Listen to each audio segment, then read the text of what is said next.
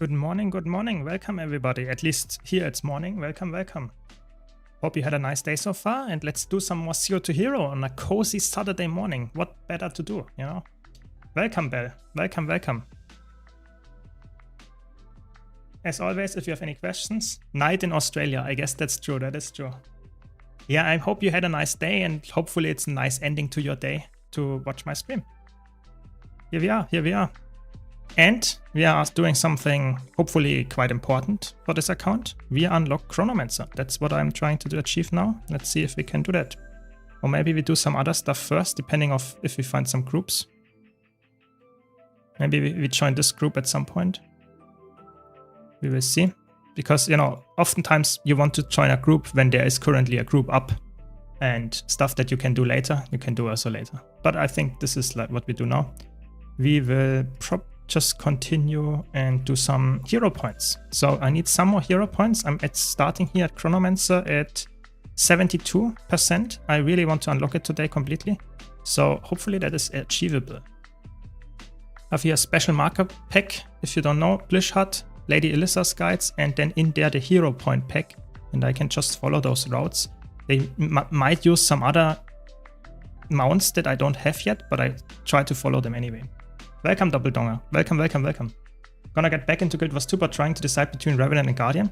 So I would say if you have, like the first part is always if you're coming back, if you're a new player, you should always choose the class that you like the look of the most, obviously, or how the gameplay is.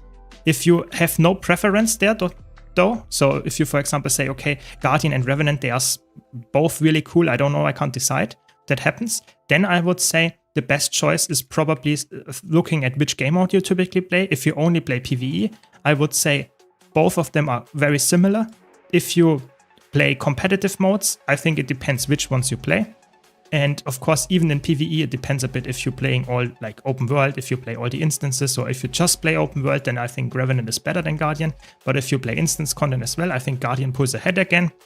I think both of that is like really choose what you play and get a little bit about, or think about what you want to play with it, and then you hopefully I can give you a little bit of more detailed answer, but I think both of them are very, very close. Welcome you, welcome, welcome. I'm playing Revenant, but I'm also new. I would go for other class than those two. I think it depends. I really think it depends. Why? Because I think, yes, I think Revenant might be, some people don't like the energy management and say that's too challenging. Maybe, yes. But I think if you understand, as soon as you get that, I think Revenant is surprisingly easy to learn. And I think Guardian is only hard if you're like playing, for example, Firebrand. Only Firebrand is something that is, in my opinion, a little bit harder. Willbender and Dragon Hunter is actually quite straightforward, and I think Luminary as well when it comes out. So I would say both have their difficulties, but they are not too challenging either. And I think both are really good in all game modes. So you should really pick which game mode you want to focus on, and then maybe I can tell you which one is a little bit better, but you should choose what you like. That's the most important part. Yeah, exactly. Support is sadly, you know, Revenant support, it exists, but it is just shadowed by almost any other supporter. Like any other supporter is straight up, oh my god, how can I get up there? That's a really good question. I just have a bunny. Can I get up there with the bunny? Hopefully.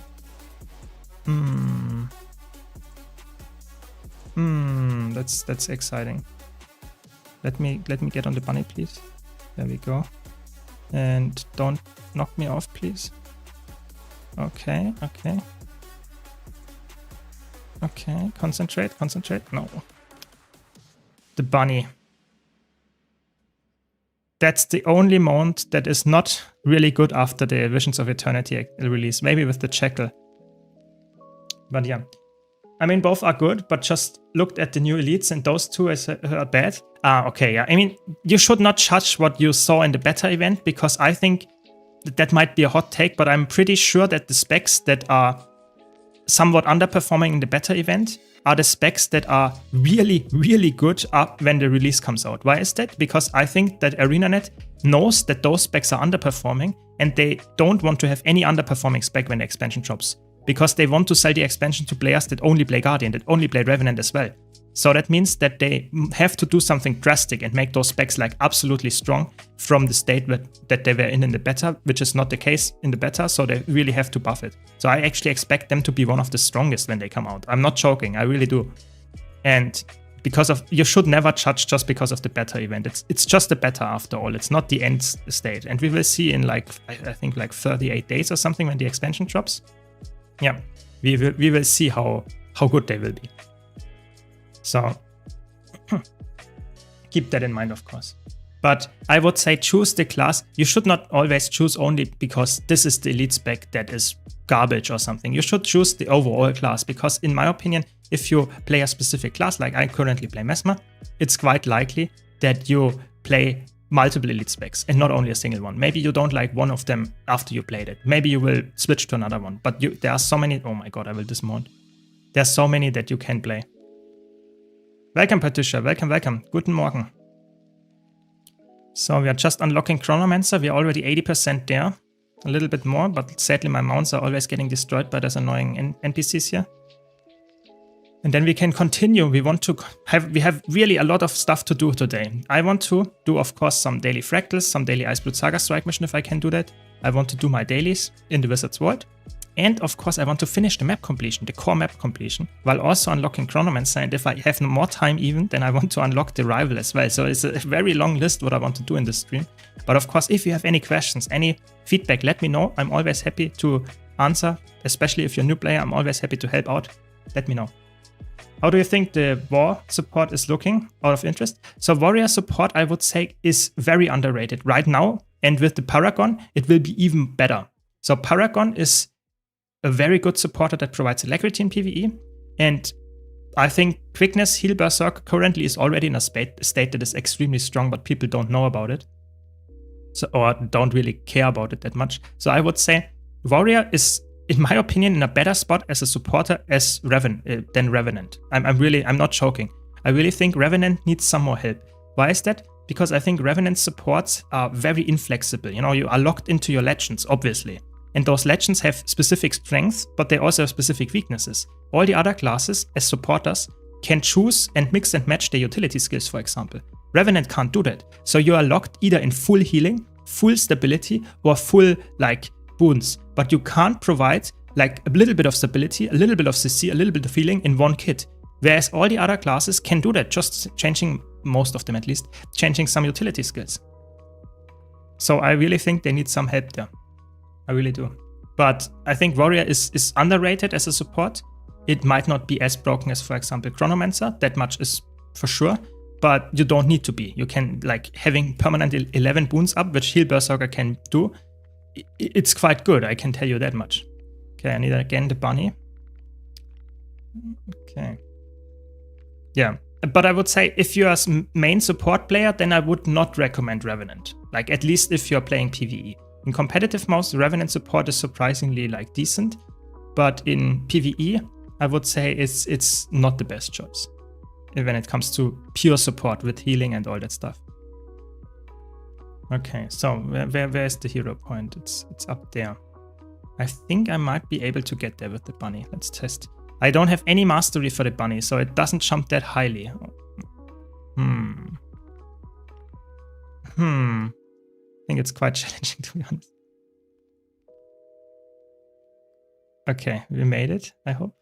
Yes, that was pretty close, but we made it. Very good. Yeah, but if you have any other questions, just let me know. You know, I'm always happy to help, even if you think it might be a stupid question. Don't worry. I will try to answer all of them. At least if I know it. That's the main thing. So if you're wondering, we currently already, again, still, whatever, we have still drops going on Twitch. So if you're watching on YouTube and you have not gotten the drops yet, be sure to switch to Twitch if you have that and connect your ArenaNet account with your Twitch account so that you get some nice cosmetic skins and stuff for just watching some Guild Wars 2 streamer, hopefully me. Don't meet Bunny Mastery when you're a Bunny Master. Yeah, I mean, to be honest, I would say the Bunny and the Jackal are two mounts that I only, like, I'm not trolling. I'm only using on this account here. On my main account, I never use them because the Sky Scale is better and the Jackal is just outclassed by any other mount that is a little bit faster. You really need it only in specific places. And I think that the mastery points for those are also like completely wasted if you get the sky scale after that, for example. And yesterday, I don't know if you know, but yesterday was the developer live stream talking about the Visions of Eternity mount that it's not a rework, but the addition of the skimmer or the change to the skimmer. And oh boy, the skimmer will be able to fly, like almost. It's crazy. It's like a mix between Skyscale and I don't know, Griffin, and it's very good, of course, underwater or above water, but it's also very good in the sky now. It's very fun to use in like Verdant Brink or something like that. So yeah, I think the bunny and the jackal are going to be even more clear the last place of mounts. It's crazy. It's really crazy how much of a difference that made. Don't get me wrong, I think it's really cool that they do that, those mount reworks, because I think one of the best things in Guild Wars 2, I'm not joking, are the mounts. Yes, you could argue that mounts are not necessary in Guild Wars 2, but how well they are implemented in the game is insane. I really think so. Like, look at the Raptor. It's a very basic mount, but even that feels so satisfying to use. You know, the engage skill, just the fast movement skill. All that stuff is so fun to use. And then on top of that, you have really other good mounts as well. All have their niche. Some of them, like I said, the bunny and the jackal are not really like that important, but the others are really strong. And I think the skimmer, don't get me wrong, I think even before the rework, it's already a good mount. I would use the skimmer here directly if I had it unlocked on this account, because it's really good in water. And it's really like, yes, it might not be the most important niche, but the thing that it does in its niche is really good. So I would say that the skimmer rework makes it even more potent than it already is, and I will probably be like using the skimmer whenever I'm not using the sky scale. Like, I'm not joking after the rework. It's really, really good. It's probably the second best mount after that. Really, really good.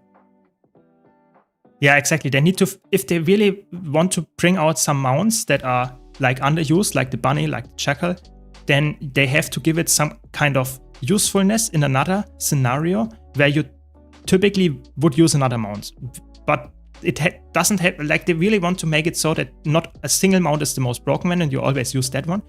But it's really hard to find a niche where the bunny is strictly better than the sky scale, for example, or where the jackal is better than the raptor, or better than, I don't know, even a fast mount like the roller beetle. So I'm not completely sure how they would do that, but they are very creative when it comes to mounts, I would say. So it's quite likely that they actually can pull something off like that in the next expansion. I don't see that happening before that. I really don't. So why is it? Okay, I need to go somewhere else. Where's the last one? There's another one. Okay, let's go to End of Dragon's End. Wait, can I not go there? Oh, okay. Very good. You did it. We are here. And then we can go to the last two, I think, in Echo Vault. And then get some more in a little bit more. We don't need that much more, to be honest. We are 90%. We need like, yeah, 25. We have 2, so that's not good enough. But we are like very, very close. Very, very close. Okay, so we need to go here. Okay. Yeah, that's doable. Very nice, very nice.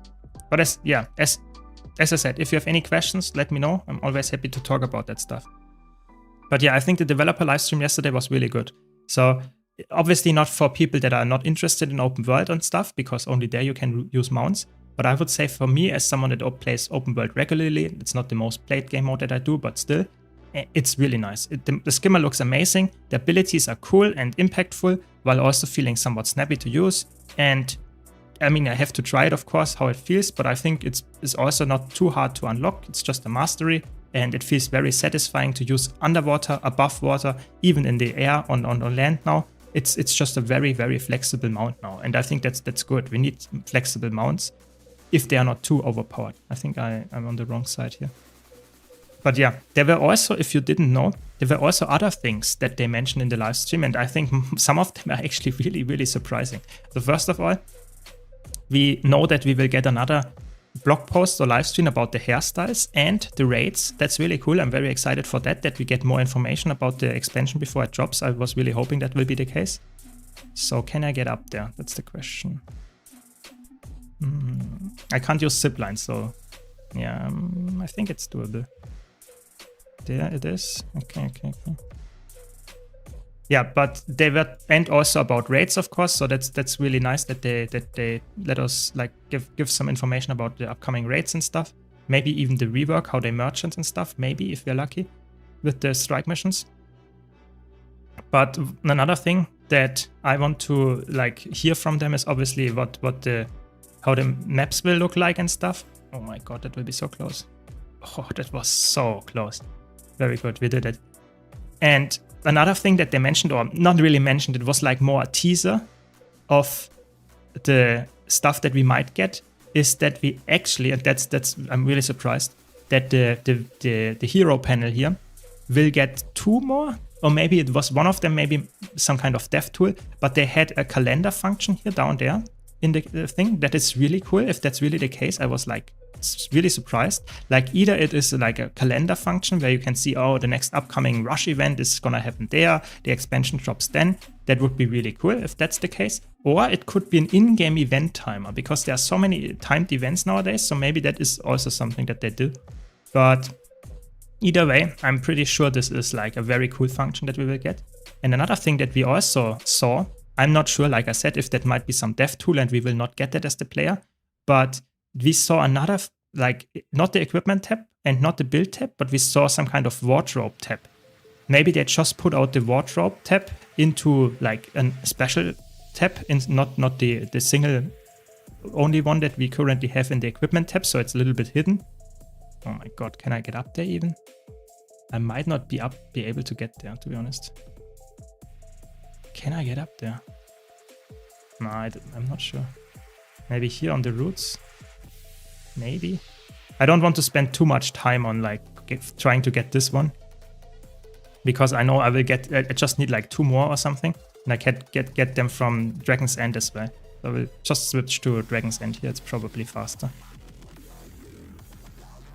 Can you get up there from behind? We can use the bunny, that's good enough. Yeah, so there is this wardrobe, you know, here in the equipment template, or in the, equipment, and then at wardrobe, and then you are in there. But this thing here was quite likely moved out here, and maybe the fashion templates are in there, maybe something else is in there as well, because they are currently in like equipment, there are like a lot of different tabs, so they want to probably like make it a little bit less convoluted, but maybe there's something else in there. Maybe they have some other additions that we just don't know about it yet. So in addition to the fashion templates. So I'm very excited for that. Very excited for that. Yeah, but if you have any other questions, just let me know. Just let me know. Oh my god. Hitting my head against the roof here. Okay. I think we can make it here with the bunny. And then we need 1 more, hopefully. Only 1 more? No. I'm not sure. Is that even doable? Welcome, welcome. I hope you had a nice day so far. Morning. Morning. To the people that are in like Europe, or even, I mean, maybe you are even in like NA and you have very, very early morning. I'm not sure how I can get there, to be honest. Thanks for posting the guide for solo open world cutter. Enjoying it much. I'm thinking of restarting the story from the beginning with the hammer cutter, now running full celestial with trapper. Any tips you can spare if I want to transition to instance PvE? So the thing is, cutter celestial is extremely easy and really strong, I would say, in open world. As soon as you get into PvE, instance PvE, it actually gets somewhat more like challenging. I'm not sure if I can get up there, because celestial is not a really good stat for a Cutterless there, because Cutterless typically is played as a full DPS.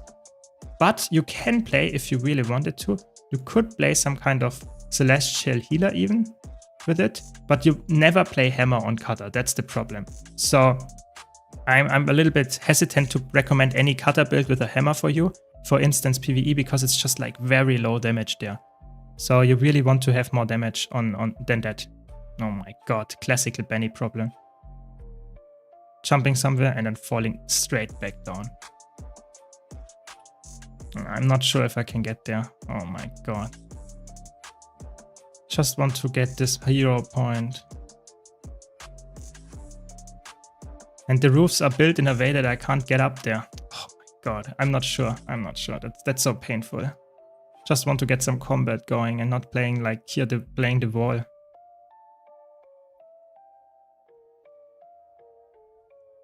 Yes, we made it, okay. But I still need to get up there. Oh no. Okay, I think we made it. Bunny made it. Okay, that was painful to do, painful to watch probably, yeah. But I would say, if you are willing to change gear after the Celestial gear, I would say either go full Berserker or go full healing gear, and you can easily play a different Catalyst variants, like a lot of different ones. But Celestial is not really good on Catalyst and Instance PvE, sadly, so I can't really get you a big transition there. If that's just the sad truth there. I got a question. I'm playing Necromancer with Sword with Orine's sword skin. It messes up the animation. Is this a bug or intended? So, oh my god, I will die. No, I will not. Always forget that my gliding doesn't have infinite endurance. Yeah, so the skins of legendaries, not always, but typically change the look of specific animations, attacks and stuff. So yes, it is intended, yes. Does that mean you will like it? Not necessarily. So if you don't like this animation change, you have to accept that and either say, okay, I'm good with that, or you say, no, I don't want to use this legendary skin. That is like the only two options. You can't make this like animation go away if you want to equip the skin. Yeah. But the single cutter build you posted, that can be used for all game modes? Yes, that is true. This one can be used for all game modes, but it's not using Celestial gear. That's the difference there. But yeah, you can definitely use the build that is useful for all game modes is obviously made for that. That is true. What is this add-on that you're using for the arrows? It's called Blishut. You can type !mouse in the Twitch chat because my blue mouse cursor is also from the same add-on, and it tells you how to install that and set it up. If this is an A, you want to TP to friend? No, I'm actually not on an A, and I also want to use like at least, or I will try to unlock it as like close to vanilla as possible and not use any like teleport to friends that are, so to say, helping me. Why? Because I think a new player might not do that either. You know, I don't want to have the streamer benefit of like getting to things where I would not normally go to. This is a 0 to hero account. I want to get the stuff done without using any like streamer benefits so that a new player might just follow along. There we go. Chronomancer unlocked. Finally, like I waited like a long time for that because Chronomancer is obviously way more potent than Mirage. Finally. As a healer, yeah. Heal Chrono. Very good. Now we can play it. Now we can play that. Very good. And we can now finally play that as well in like group content and stuff. And we are almost set up. We just need, that's the only thing that we need. We need the rival unlock. That's like, if we have the rival unlock, we are good to go. Very good. Okay, so let's look again for some kind of group, if we have something that we can do. No. We can do 40, I guess. That's a recommended fractal. Let's do that. Oh, the teleports are so expensive.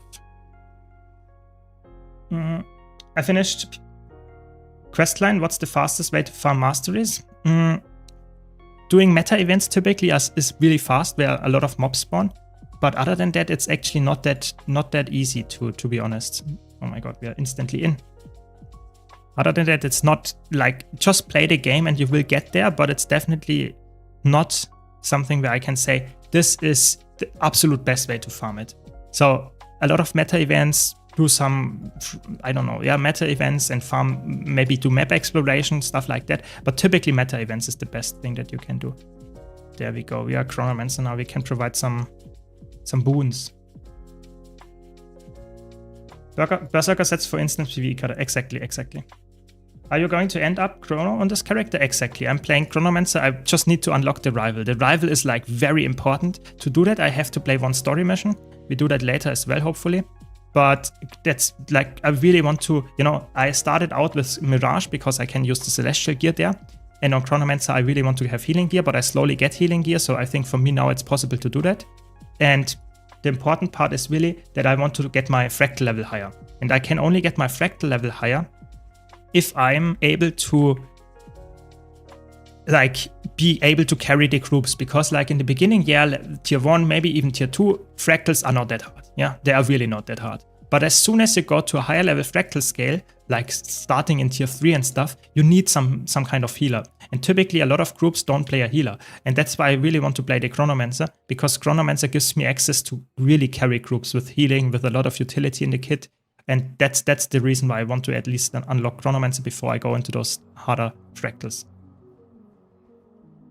Will you change your cosmetics if you get skins? And what will you do if you drop a rare infusion? So, to be honest, I'm not into skins at all, like even on my main account, even though I have like crazy unlocks there as well. So on this account, I will never change skins. Like maybe if some like community event wants to do it, like some kind of sub goal, we can do that at some point, but I really don't care. You know, I just want to get this stuff done and showcase like how you can unlock this stuff. And skins is very like subjective rather, what you like, what not. So I will not engage with that content on this account that much, I would say. And other than that, I would say I don't worry, I will not get any rare infusions. I played on my main account over 10k hours and then never got any rare infusion there. So I would say if I get one, I will not use that on this account here as a gold like influx. I will probably do a giveaway or something. I will not use it as something that boosts me to give 3 legendaries or something. So don't worry. Yeah. The perks of having full legendary gear and able to change stats at any time. Exactly. I would really like to have that on this account here as well. I really notice the difference. I really do. I often go POF, EOD for hero points on new alts, will always skip Heart of Thorns. Yeah, Heart of Thorns can be quite annoying. I think even Path of Fire can be quite annoying because some of them are like mount locked and it's not that easy to get if you don't have all the mounts. End of Dragons is very easy. Like End of Dragons is by far the easiest if you like just look at hero points and you want to just unlock hero points. It's probably by far the easiest. Yeah. Doesn't mean it's like the only one. You can use all expansions. I think just like Path of Fire is easier than Heart of Thorns, and End of Dragons is easier than Path of Fire. Not a farm, but gold adventure gives an insane amount of XP. That is true. Expensive. I used it in the beginning to level my masteries in Heart of Thorns to get gliding, because it's like almost instantly unlocked if you like do one adventure with gold. It's crazy. Yeah, good point. Can I use Celestial Cutter for T2 fractals? Yes, but I would say as soon as you reach tier 3, you should go for a really good build that is like recommended for group play and not something that is like not really that made for that specific content that you're trying to get done. So I would say tier 1, tier 2, it's quite fine to use like builds that are not meant to be played in group instance content. But as soon as you get to tier 3 and definitely in tier 4, you should play a build that is like really made for that. Really. I have some Ascended Trinkets that I can infuse with Agony Resistance. 27 AR plus 5 from Mistock should be enough. For tier 1 for sure. For tier 2, I'm currently at 42 and I can only go up to fractal level 40. So you need to be like Agony Resistance 50 or a little bit higher, even 60, to get to the highest tier 2 fractals. So they actually scale quite fast. But you can of course survive without having like absolute maximum Agony Resistance, but don't forget, you will die quite fast if you like try to survive with multiple agony stacks and stuff, and that happens quite frequently in some of the fractals. So don't want to grief your group by dying instantly if you get hit by a specific agony tick. What mouse do you use? You mean the mouse cursor? Because that's Blishot. That's Blishot. I have that in the video about it, how to set that up.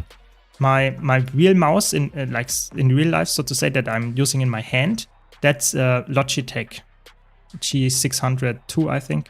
It's a MMO mouse. Always happy to help, Don't worry. Heart of Thorns 0 points compared to End of Dragons is like Nuclear Bomb versus, yeah, exactly. It's like really different. And that doesn't mean it's like undoable, don't get me wrong. Just some of them are very challenging if you're alone. Especially if you don't know that much about the game yet. And the last thing that I would also mention is that some of them are just straight up impossible to do without the mastery. You know, you will die because of the poison mastery. You will die because of some other stuff. So the End of Dragons is like very accessible. No, almost none of them are locked behind anything. Whereas in Heart of Thorns, like over half of them are just straight up mastery locked. And then on top of that, some of them are really challenging. So Heart of Thorns is definitely not the easiest choice if you want to unlock all the hero points. I always do Jade Heroics for my Heart of Thorns hero points. Yeah, exactly. I mean, obviously on this account, I really have to be careful. I did not play any World vs. World yet with this account, but I will get to it and I will use it to buy some stuff that I might not get any other way, like some kind of relics, some kind of unlocks. And I don't want to waste my Jade Heroics on stuff that I could get any other way. But yeah, for sure, it's a very smart way if you want to get the Heart of Thorns hero points and you find them annoying, using the Jade Heroics from World vs. World as a currency to unlock it, for sure, for sure. So there we go, with the recommended fractal. Very nice. We also need to do some quick play. Very good.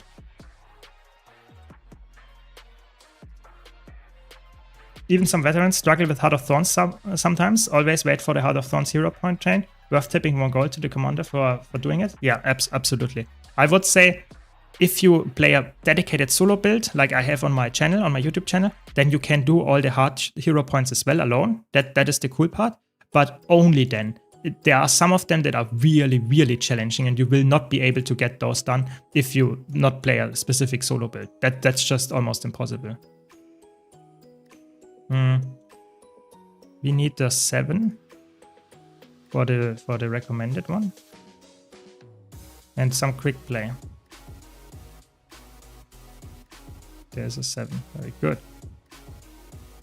Yeah, but if you want to get the hero points in Heart of Thorns or in any map done with challenging hero points, I would say, oh my god, it's underwater. Do we want to do that? I guess we have to. Yeah, we have, I guess. That's not the best one, to be honest, to play it underwater, but what can you do? Yeah, so if you want to get the hero points, the hard challenging ones, like for example the frog one or something that is, a lot of people die to that one in Heart of Thorns, then you really want to get a challenging or a really good solo build, like from my YouTube account, where I can, on my channel, where I showcase how those work and you can easily solo those. But of course you have to have a dedicated build to make that happen. If you're running a raiding build, full berserker, catalyst, that will not work. You will die. It is just straight up too challenging. It's not made for being soloed in that way. Exactly, the frog hero point. Yeah, it's like, if you just watch how many people die there when you stand there, it's actually crazy. A lot of players, especially new players, obviously die to this point, even veterans, because it's challenging. For me, I always start with Heart of Thorns. I find the mesmerizing maps to take my fresh level 80 character. Yeah, I really like the maps, don't get me wrong. I'm just saying it can be a little bit challenging to get all the hero point unlocks. Is Celestial good enough to heal tier 3, tier 4 fractals? Yes, it is. You can even heal challenge modes with Celestial. You really don't need to go like crazy as a full healer. Of course you can, but you don't need to. So that's the very cool and good part about Celestial healers. They nowadays are quite power crept and you can just play them and you will actually succeed, and especially in tier 3 and tier 4 fractals you can play full Celestial. At least if you know what you're doing and have a valid build. You should not play like a Celestial heal harbinger, because that might be a little bit struggling. It could be pulled off, don't get me wrong. I'm just saying that might be a little bit more challenging than if you would play, for example, Celestial Tempest or Celestial Scourge, which is actually perfectly made for being played as Celestial. Plus, I don't know, for Heart of Thorns seems to be the liveliest out of the 3 expansions, for sure. Because the meta events is something that is very, very common. People like to do those meta events, and the maps are very nice, and they are obviously not only nice, the meta events, but also like good gold power. So Path of Fire is definitely not as commonly played. And End of Dragons, I would say, is somewhat commonly played, but not as often as Heart of Thorns. It's just a very, very good expansion, I would say, Heart of Thorns. So that's why a lot of people are still in this, like, in this map, yeah, or in those maps. Yeah, exactly. For example, for 99 CM, Celestial can be very good, but you can also play Harrier there, and if you are having some kind of power-based weapon like Dagger on Chronomancer, you can do it as well. But yeah, nice, we got a mastery point. What did we do? Without getting captured. Okay, that's good. We need more mastery points for Coteria so that we can finally unlock our, how's it called? Auto-loot mastery. I'm still like grinding for those, but it needs a while, to be honest. Are there meta builds that use staff as the main damage weapon? Oh yes, there are a lot of them. So on Mesmer, for example, you can play the Staff Mirage is really good. Condi Mirage is really good with staff. You can play Condi Chrono with staff. It's also very good. Uses the staff as the main weapon. What else do we have? Necromancer doesn't really use any, at least in PvE, doesn't really use staff anymore. What else? Elementalist doesn't use staff as a main DPS weapon because it's more of a support weapon there. Daredevil uses staff as the main DPS weapon, as a powered Daredevil. What else do we have? Warrior is only support. Revenant is only support. Guardian is only support. So I would say Daredevil as a power DPS and Mesmer as a Condi DPS. Those two classes are probably the best choices for you then. Doesn't mean the other classes cannot be played as that, but I would not recommend it. So let's do a little bit of quickness for my party, I guess. Is Spear considered power or Condi weapon for Necromancer? Actually both. I would say it's more power focused, but they're actually in PvE, the meta build for a Condi Necromancer is using a Spear as well. So I would say it's in PvE it can scale both, but it's typically referred to as being played as how is it called? Yeah, full power scaling weapon. Yeah, Spear Necromancer is clearly a power based weapon, but you can use it in some Condi builds as well. That's the cool part. Yeah, Necromancer can also be decent with a staff, but it's not as good as Daredevil and Mesmer, for sure.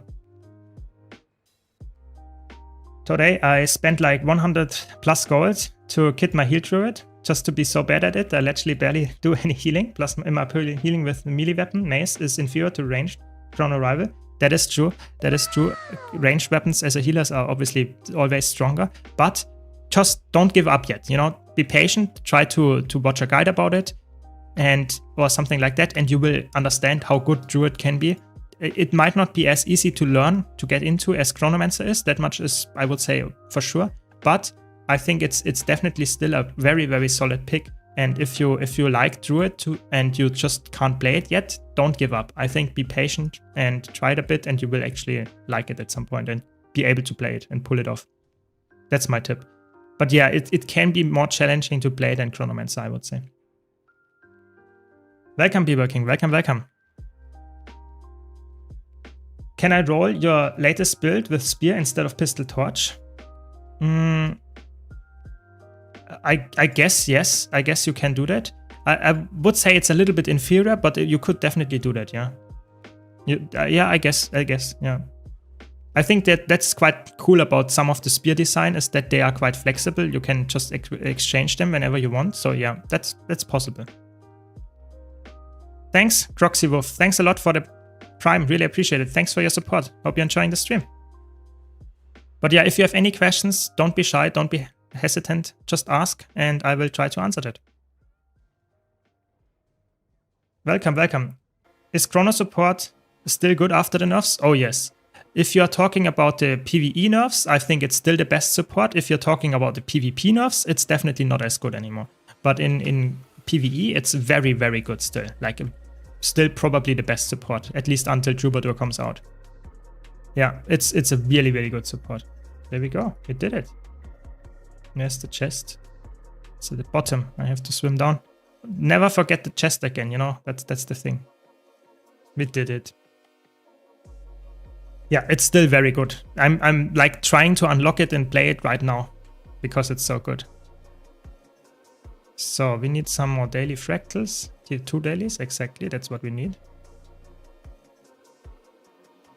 Could you do a ranger build subclass guide with a spear? So I have a video about ranger with a spear actually. Yeah, I have that. It's called like a one build for all game modes. And I'm using a spear there, I'm pretty sure. I have to double check, but yeah. So you can, there is an untamed build that would be, yeah. It's really good in my opinion. It can be used in all game modes. It's really good as a solo build. It's good in a group play. It's running staff. It's running spear with hammer, I think. Yeah, You should look for that one. You can always type !builds if you're on Twitch and see my spreadsheet, where I have all the lists of my builds with all the weapons that they use, when in which game mode it's useful and stuff like that. Or if you're on YouTube, you can just scroll down in the description of the stream, and there should also be the link to the spreadsheet. So that should help. Exactly, that's the command. But that's why I have the spreadsheet, because I don't know all my video names by heart, of course. So I just always recommend going to the spreadsheet, going to the Ranger tab, and then selecting the game mode or choosing the game mode that you are going for, and then you will find it. Or just looking for, there's a specific like column where you can see which weapon the build uses, and then you can see, I want to go for spear, and then you can see all the spear builds. So that's the idea of my spreadsheet there. So that it's an easy way to find for a new player, for veteran, if you're looking for specific builds, specific weapons, specific game mode, and you can find all the builds that I have for that. Because nowadays I actually have already quite a lot of builds. And the cool part about this is that I also have some note saying if it's still up to date or if it's outdated or something. That can of course also help a lot. That's the whole idea there.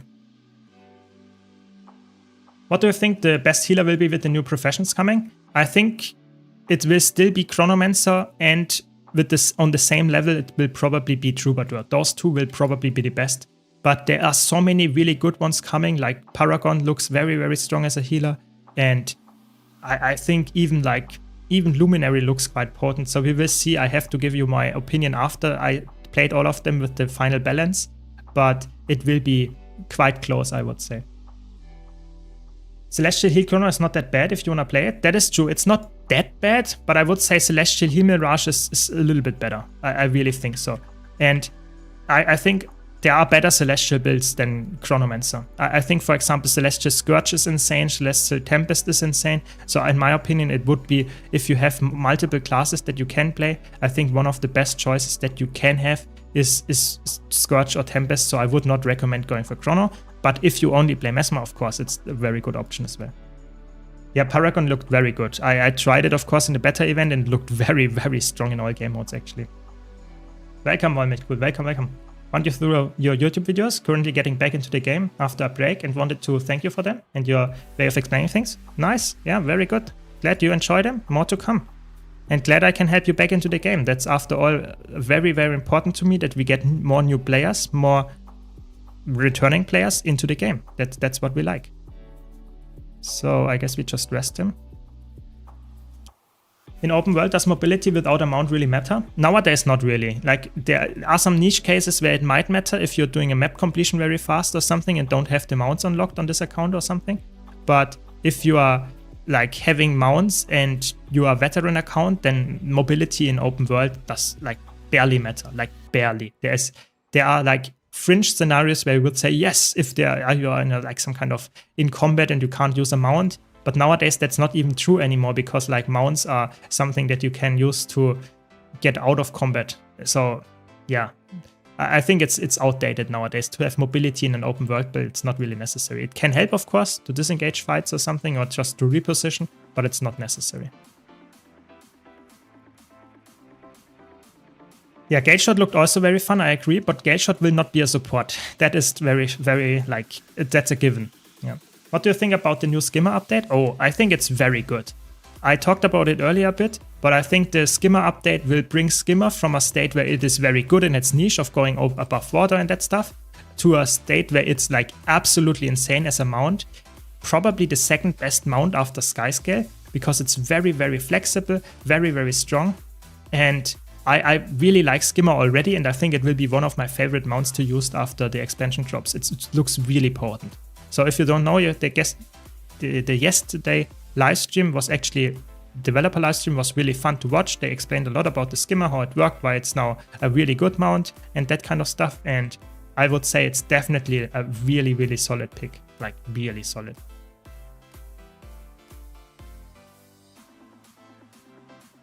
Nobility in old story instances, exactly, like dungeons, old story instances, that kind of stuff. But other than that, it's really not that important. Like, it doesn't really matter. Yeah. They should buff the vertical distance of Skyscale, because I think now Skimmer is the best at the same level. That might be true. I'm not completely sure yet. We have to try, but I'm actually quite excited. Please don't do that other one. Swamp. Nice, there we go. Yeah, but I think Skimmer will be very fun to use. It has very nice in-combat attacks. You can mount it in combat and stuff. It's really, really good. Like, really good. I think it will be one of the best mounts in the game. Yeah. And I like that. It's also like there is apparently also some kind of achievement attached to it that you can scan some, how's it called? Some treasure across all tier or even the core maps. And there are some achievements to collect all the treasure with the skimmer. So that's actually quite fun as well. What's the best mount? The best mount is probably Skyscale because it's like a jack of all trades. You can use it to fly very high. You can use it to fly somewhat fast. You can use it to just skip a lot of the stuff. It's not necessarily the fastest mount, but it's just very good at almost anything. That's why it's so good. Wait, is the Dragonfly mount a skin for Skimmer? So I think it will be a skin, but you will unlock it as soon as you get the Mastery unlocked. Because typically you can get it via Path of Fire and you can get it via the other one, via Visions of Eternity. And the Visions of Eternity mount just looks a little bit different, but it will be somewhat similar.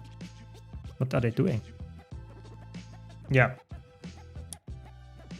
Which Mesmer spec would you recommend for PvP?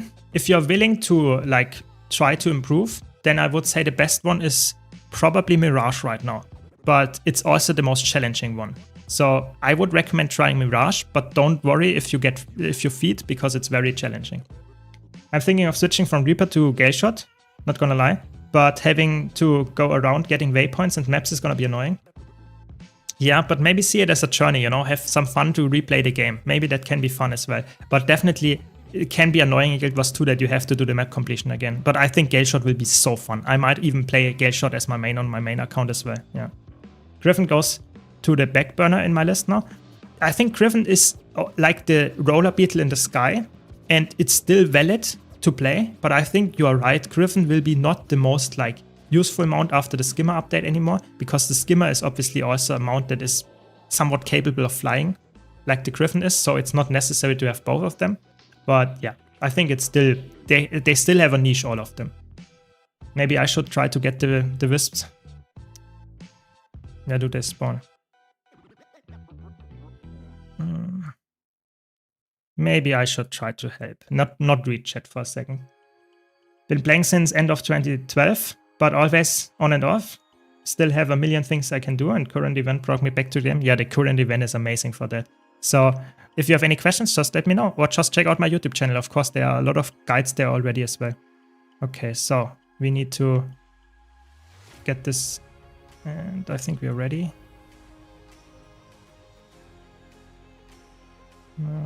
Double blink is so broken, to be honest. Can just skip all of that. Okay, this guy was grabbing the wrist like 10 seconds late. That's not good. Come on. I will put it here, I guess. Yeah, maybe we can do it. Come on, get the jump, please, guys. Oh my god, I think they will fail again. Oh no. If I play quick beta fractals, my fractal level won't go up. Tried a few and it got the same level. Yes, it will not go up because the quick play, you will see it later, all of them are scaled to level 1. And you have to play a similar scaled fractal to your personal level or higher than your personal level to increase your personal level of the fractal. And all of them are level 1, so you can only increase it from level 1 to level 2. It's not possible to go to level 3 with it, even though you can do 100 of them.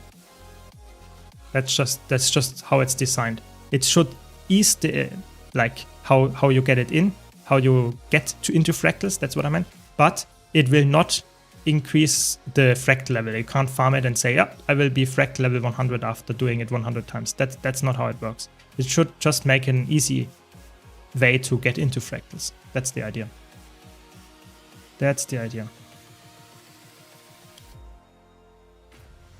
Gale Shot now has 3 weapon skills, right? Warrior is no longer the weapon master, it seems. Yeah, Gale Shot will have like a kit plus 1 weapon set plus a second one. And then, of course, like the Gale Shot bow can be counted as a third one. That is true. That is correct. That's Gale Shot will be the true weapon master, I guess, yeah.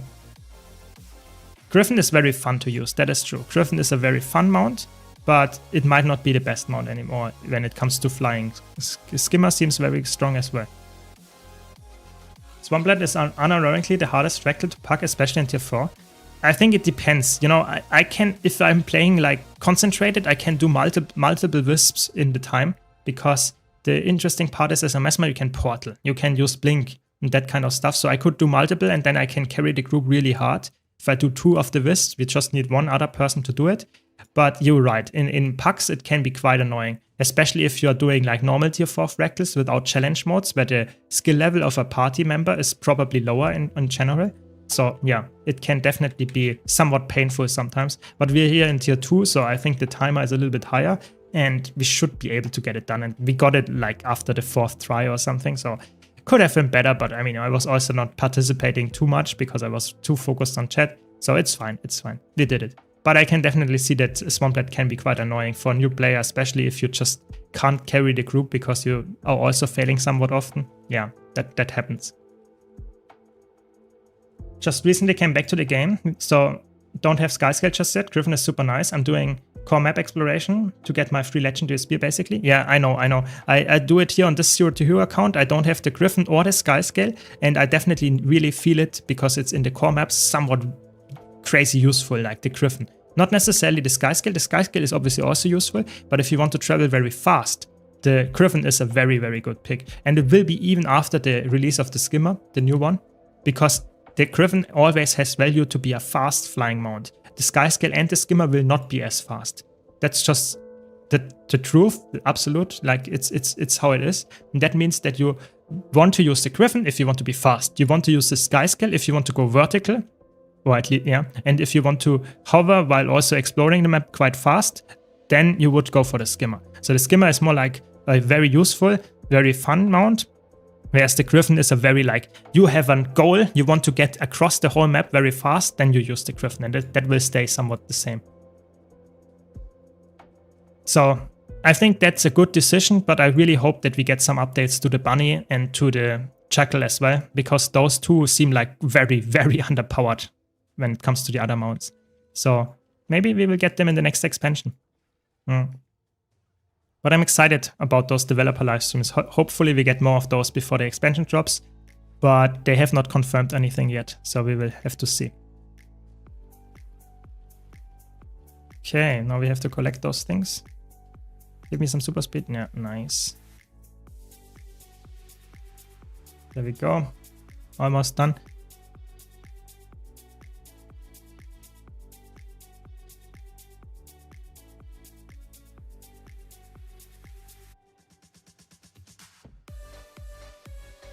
So, very good. Turtle will forever be the taxi mount. Yeah, Turtle is a niche mount, and I think that's okay. You know, it's meant to be played as a mount that you use in a like a group or something to just get your friend across something, get some stuff going. But it's definitely it will not be the best mount ever. Yeah, that's just how it goes. It is a mount. I don't personally like the Turtle that much because it's really meant to be played with another player, and you only use it as a siege tool, like in End of Dragons maps typically. But it's not fast. It doesn't provide any other value than being like, for example, the Skimmer was also not that fast, but it's now hovering over water or something. But the Turtle is just completely useless for that. So I would say, yes, the Turtle is a decent mount if you want to have fun, but it will never be the best mount in anything. It's just like a mount that people play for a specific reason because they like the turtle look or they like the co-op aspect of it, but they will never play it because it's the fastest one. Do you have a guild for pretty much a guide for pretty much every profession on your YouTube? Yes, I do. I have. That's one of my goals, that I obviously play every single class, every single elite spec in all game modes. So I have a guide for all of them for each game mode, and even multiple ones. Like for example, for Mesmer, I have like 5 solo builds or something. Yeah, definitely. That's really a goal of mine, to make a somewhat coherent YouTube channel where I have like a lot of different aspects covered so that new players can just go there and find something that they are looking for. Absolutely. Welcome, Roaming Spirit. Welcome, welcome. Yeah, we gave it a lot of food for the turtle to unlock it. That's true. It's like, it's a little bit sad that it's quite a cool mount to unlock, to look at, but it's really, like, in my opinion, just quite weak. It really is. It's not a strong mount in that regard. Crackle event plus chance Waltz acclaim legendary kit literally gives you 50% of legendary. Absolutely, it's insane. Just Clover's Explorer, gift of battle, basically. Exactly. Yeah, I will do that here on that account as well. That's why it's so important to play during this few weeks where the fractal event is happening, because you will get like half of a legendary, like and the free legendary cloths on top of that. So it's really, really good. Absolutely. Turtle needs a buff, at least let it use in World vs. World. I think they were thinking about it at some point, but then they thought, okay, the Warclaw was actually not a feature that a lot of people liked, at least in the World vs. World community, that it was added to the game, or to World vs. World specifically. So I think they are very hesitant, like very, very hesitant to bring the turtle into World vs. World. They were thinking about it when they designed it, because it's called Siege Turtle and makes sense. But the World vs. World community, especially the Zerg players, they are actually quite like, they want to play as a Zerg. They don't want to use like mounts or Siege necessarily all the time. So we will see, Pair a guildmate for a taxi run with turtle to unlock wild pawns. Yeah, I think that's cool that this is possible. I really think so. But the thing is, I think it will be niche because of that. You know, it's not that everyone will want to do that all the time. And that's completely fine. I think that's how it should be. That you have mounts that are niche, but if they in the specific niche are really good, then that's how it should be, really. If even in the niche they are bad, like for example the Jackal has the niche of being like somewhat mobile and you can switch the rotation all the time, but you can do that on a lot of other mounts nowadays as well. The Jackal is just like not good, and the same goes for the Bunny. If the Skyscale is just straight up better to go vertical. And the Turtle is a niche of carrying people around. It's good. No other mount does that, so it has a niche and it's played. Yeah, always happy to help, Bell. Always happy to help. Zerg players are the most crybabies. Yeah, I guess that's true. But I mean, the World vs. World is a game mode where you really want to listen to the community, you know? I think in PvE, that might be a hot take, but the developers have an idea and they should focus on that idea because it's their game after all, yeah? And the player base might even enjoy something that they think is not enjoyable at first, because the developers do a really good job of including that. If you had asked, for example, before Path of Fire launched, and before we knew there were mounts in there, and people were asked in the core game of Guild Wars 2, would you want to have mounts in the game? A lot of the player base would have said no, this would destroy the game.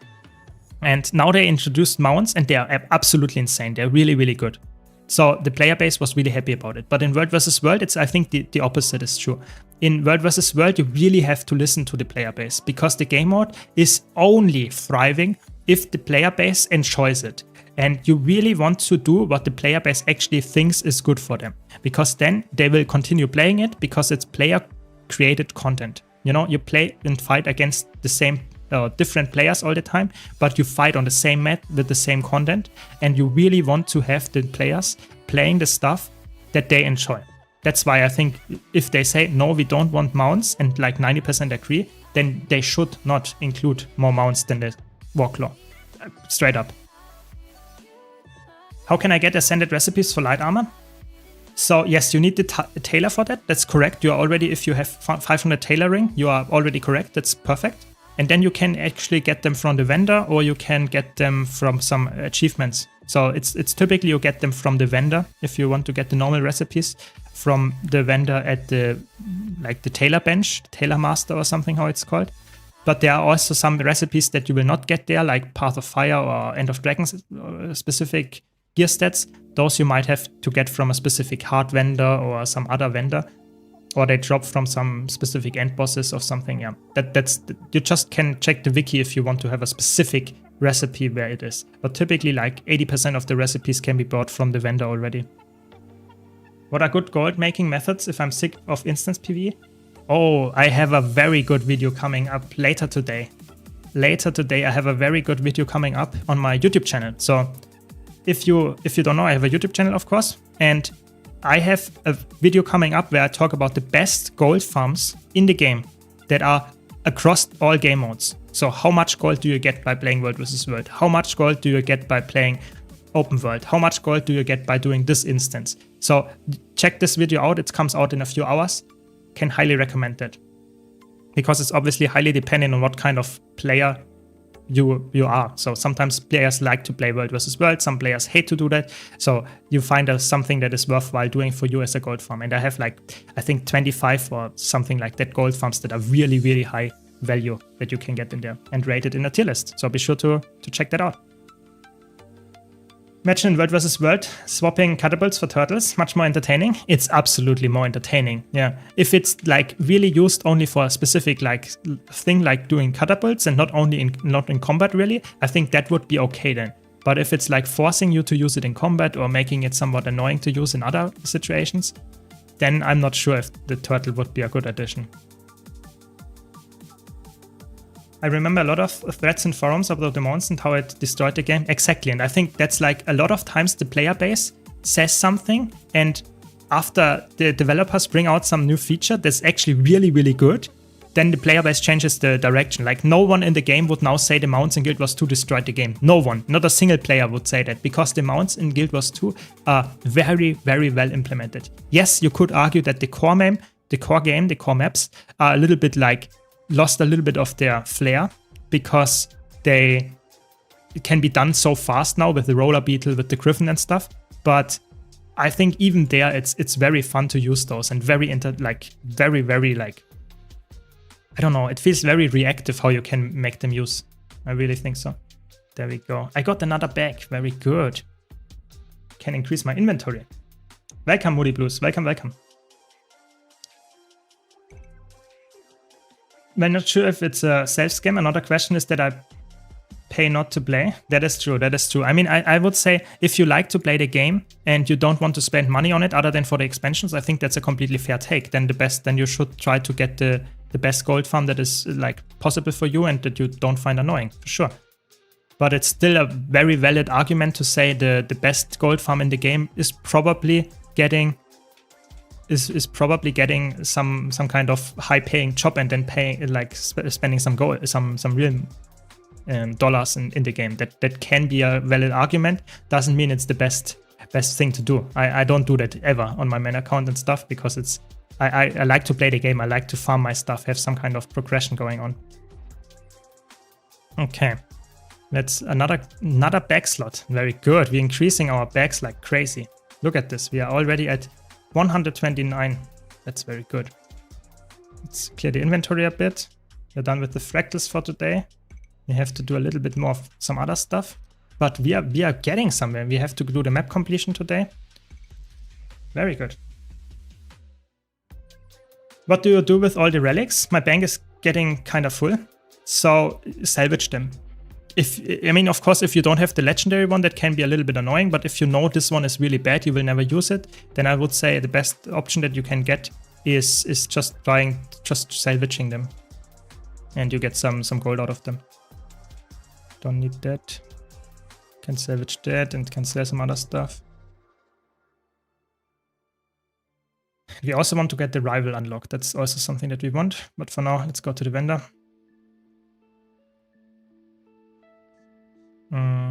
Very good, sell some stuff. Very nice. And we can open some more fractal chests. Very good. Some gold out of that. Only open them after you have done the full mastery, like the fractal mastery 3 here, because then you get more loot from the chest. Only open them then. Okay, sell those.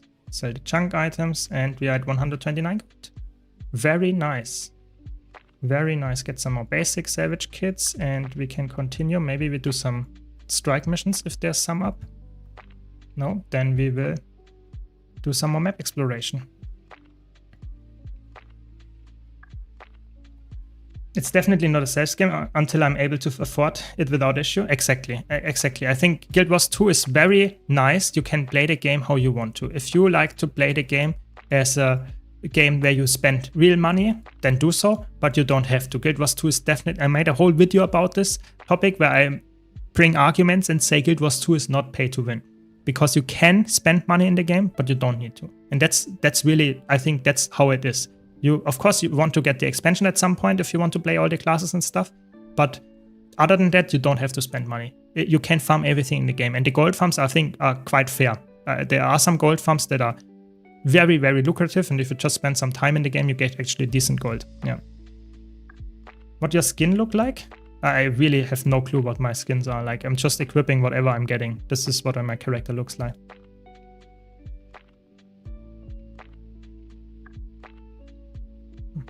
Isn't it worth it to start the legendary relic with the relics you don't need anymore? So I personally, oh my god, I'm jumping down.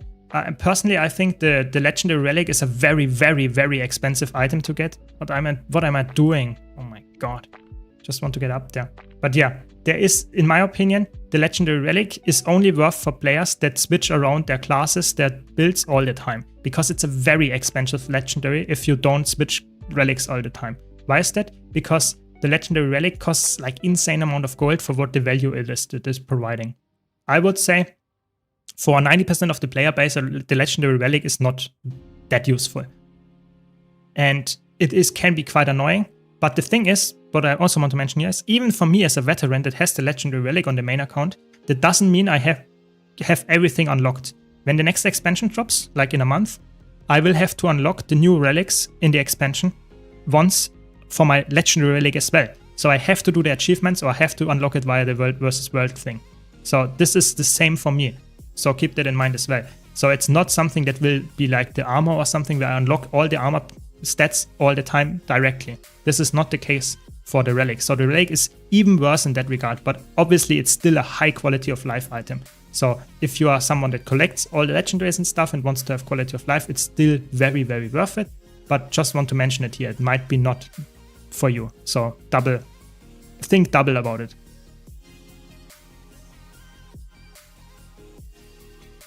Literally no one would ever convert gems to gold. It's overpriced and farming it is much easier and faster. I think that's not true. I think there are people like, let's say you are a player, like a Guild Wars 2 player, yeah? But you play the game only like a couple of hours per week, only on the weekends. And you just don't have enough time to farm the gold that you need to get a specific legendary. I think it's completely fair for those players, if they have a well-paying job and they don't have any money problems in real life, to spend some money to get the legendary and can get the gold to buy a legendary. I think that is completely fair, this argument.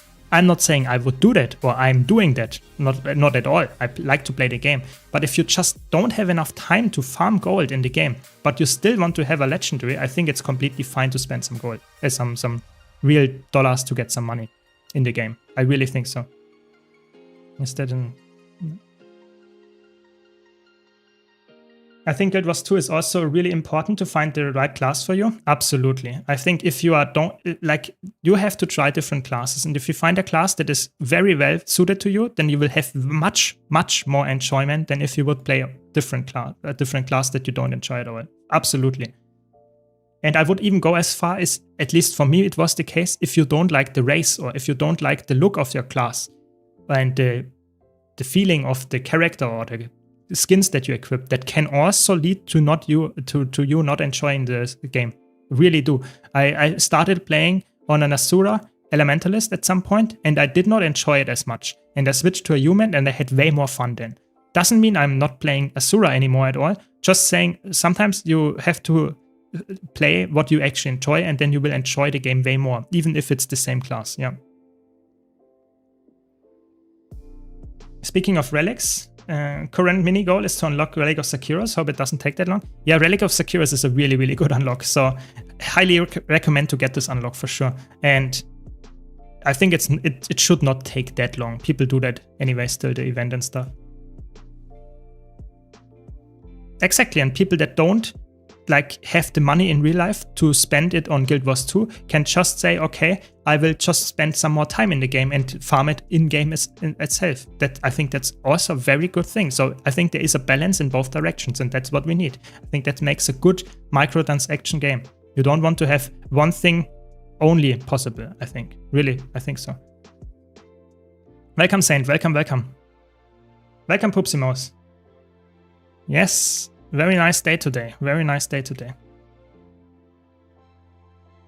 Yeah, Ascended Rings have an extra infusion slot. You also have an extra attunement slot, so you can have ascended rings have 3 slots for infusions if you attune them and infuse them, and you should definitely do that if you want to get into higher level fractals. I will do that probably next week on this account here as well, and then you will understand how to do it. But it's really, really important to do that, because then you have like 2 rings with 3 slots each. That means that in the end you have 6 infusions that you can equip, which is obviously really good if you like get +9 infusions. That's like almost, that's a lot. Oh my god, okay. No, I almost got it. Okay. Yeah, but it's a lot of like agony resistance that you can equip just in 2 items. It's really, really high. Was liking my Reaper until I played God of War recently. Yeah, I mean, it's fair. You can also switch your, swap your favorite playstyle and swap to a different class. For sure. I'm a bit tight and have 12 characters at level all in Ascended gear playing solo, but have never spent any real money. That's completely fair, you know. On my main account, I don't spend money at all as well. And this account, obviously not at all as well. But of course, it depends. If you don't have the time to farm in-game, that's completely fine to spend some money if you have it. Just saying, I wouldn't, at least, me personally. I think it's very subjective what you do there. And that's okay, you know. Don't judge anybody else how they get the gold in the game. Really don't. If it's in any legal way and it's in the terms of service, it's completely fine. Of course, if they do something illegal, that's not good. But other than that, don't judge. I cannot play a build without perma swiftness. Yeah, that is... Swiftness is a very underrated boon, but I think also quickness can be also very annoying. Those two, like, if I miss them on my Chronomancer or whatever, that feels painful. Very painful. On this account, I obviously can't do that all the time, so I have to like live with it. Especially on Mirage, I notice how slow I am without swiftness. But I currently just unlocked Chronomancer on this account, so I can play that now as well, and I'm then way better and way faster. Yeah, exactly. I think it's completely fine if you say that. You know, I just wanted to mention that on top of your comment, Tomyan. Just wanted to mention it on top. Because I really want to have a positive community. I think it's very important that we as a Guild Wars 2 community, as players, hopefully veterans and new players alike, are very new player friendly and player friendly in general, so that if someone else has to make a specific decision, they can do that and we don't judge them for it. I think that's very important. I think that's a general thing in life, but in games it's very important because everyone wants to play the game and have fun. We don't want to play a game where someone else is judging you and you don't like the game anymore because the community is toxic, even though the gameplay itself would be good. That's not what we want. And especially with a lot of new players coming in from other MMOs with the expansion or with this fractal event, or in general, we really want to have a very welcoming and warm community. That's really my main goal here in the stream and my YouTube videos, to help new players, but also veterans to have get the right idea of the game. I really think so. Can I get out there? Thanks. Well said. Yeah, thanks. I'm trying my best there. I'm trying my best to bring the point across, for sure. But yeah, if you have any other questions, just let me know. Just let me know. I'm always happy to answer them. And as you can see, I'm very excited for the expansion as well. You know, I'm playing on the Zero to Hero account here, but I will swap to my main account again when the expansion drops, and it's only like a couple more weeks, and I'm very excited for those. Like, I will stream a lot during the expansion drop, and I just hope that it will deliver on the hype that it provided. I really hope so. Glad to hear that, Pupsy. Glad to hear that. Yeah, I mean, judging fashion can be fun, to be honest. You know, if you, not joking, if you would see my characters, especially on this account, but even on my main account, I have like a lot, like probably more than 99% of the people unlocked, you know, on my main account. But my fashion on my main account is horrible, like horrible. I never changed my character's looks. And on this account, you can clearly see, you know, I'm just equipping the gear and never changing how it looks. So yes, you can judge my fashion. At least I give you the direct like allowance here. You can just judge it. Just give me tips. Doesn't mean I will change it because I'm not into fashion that much. But yeah, you can judge for sure. Sometimes I worry about grieving others as a new player. Don't worry too much. If you are joining a group and they are not asking for a specific like experience level, and you know roughly what your build does, and you have a decent like understanding of what you're doing, and you might die or something, that happens. You know, it's like everyone has a learning experience. You should not like say this is the the absolute only thing that I can play because I know exactly what to do. No, you have to start at some point. You really do. And especially if you're starting with easy content like Iceberg Saga strike missions or some easy fractals, just get in there. Get some experience by playing it. That's the most important part. If you get into raids, if you get in other stuff, then maybe watch a guide, maybe go to a training Discord or something. But if you are in the easy stuff in the open world, in easy fractals, in Iceberg Saga strike missions or something, just get in there. Just try to understand why you died or how to improve, and you will slowly get better and understand more. Don't worry about grieving your party by being not the best. That everyone starts out somewhere. That's really important. Even me, you can see I'm really bad at jumping puzzles, but even in normal content, I'm not the best at anything. So I'm just like trying to improve all the time. Can I get up there, or is that impossible? Is that even made to be climbed up there? What? Let's switch to Chrono to get some speed buff. Because Chrono moves a bit faster. Oh my god. I'm not even sure if that's possible. I'll just climb here and then jump there. Okay, I'm not sure. Very good. I'm so bad at jumping puzzles. Silently judges, exactly.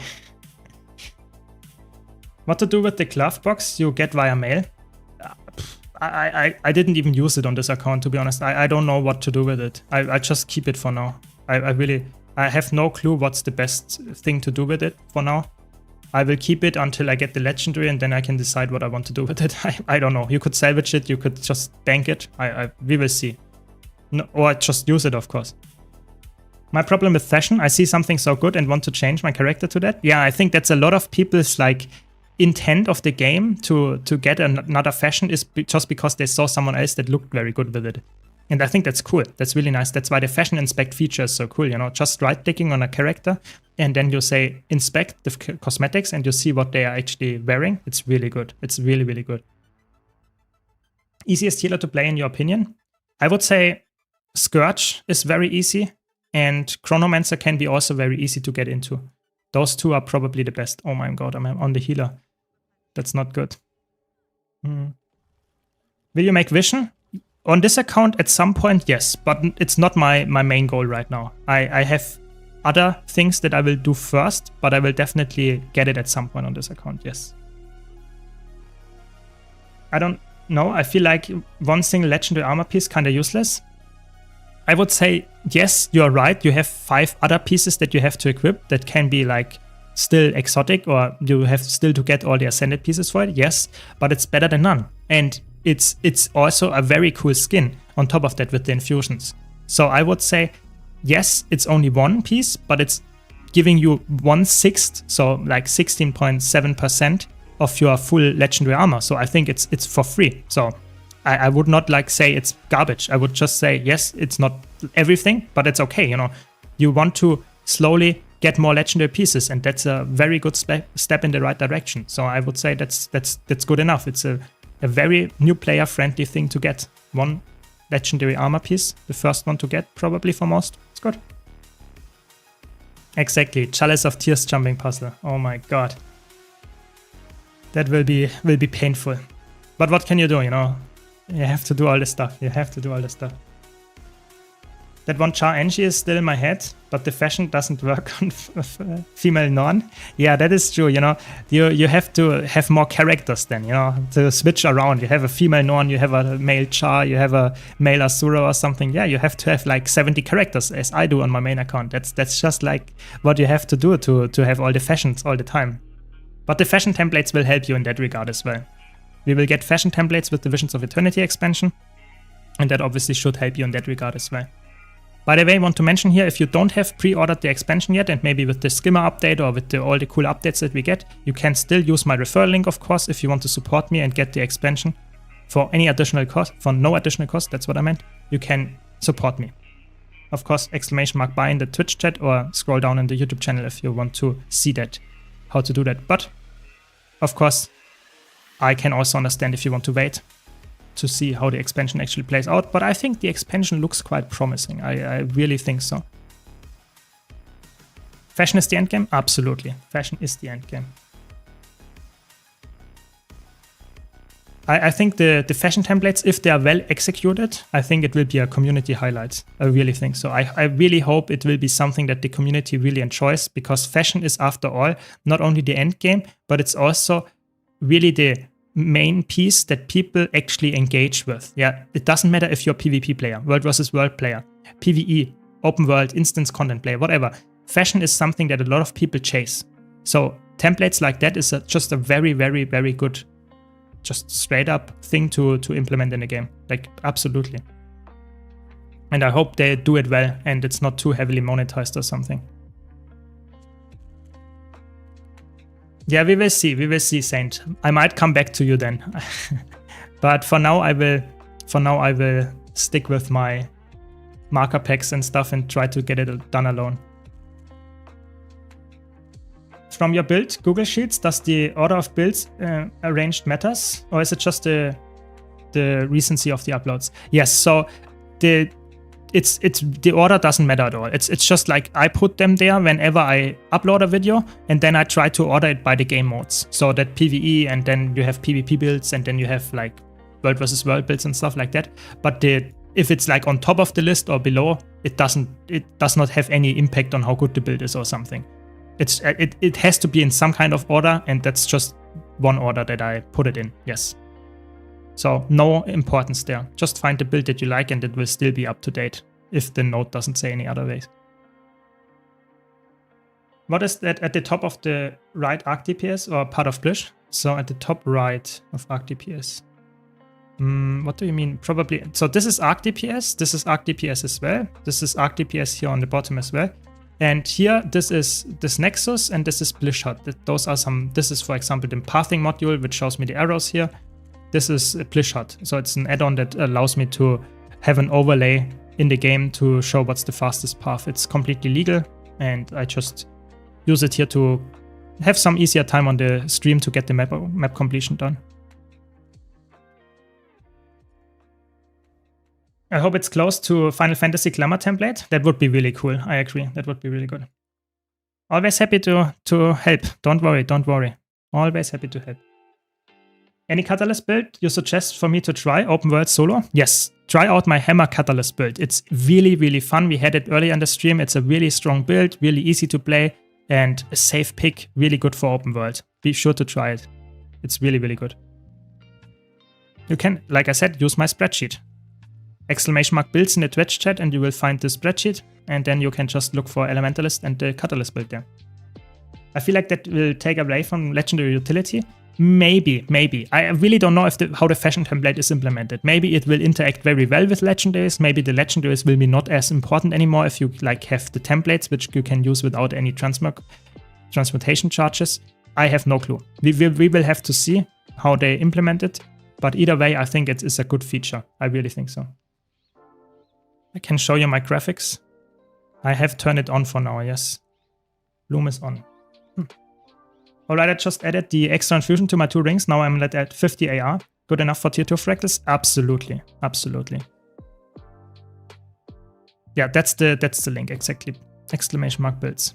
But yeah, if you have any new player questions, veteran questions, just let me know. I'm always happy to help. Might not be able to answer all of them, but I'll try my best. And don't forget, you get Twitch drops right now. There we go. That was easy. So if you're on YouTube and you have not gotten the Twitch drop yet, be sure to check it out.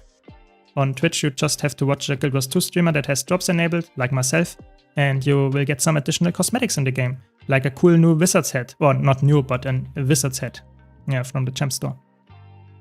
So slowly but surely. Where are we? 95% map completion. Okay. We're almost done. Today is the day where we finish it. I feel it.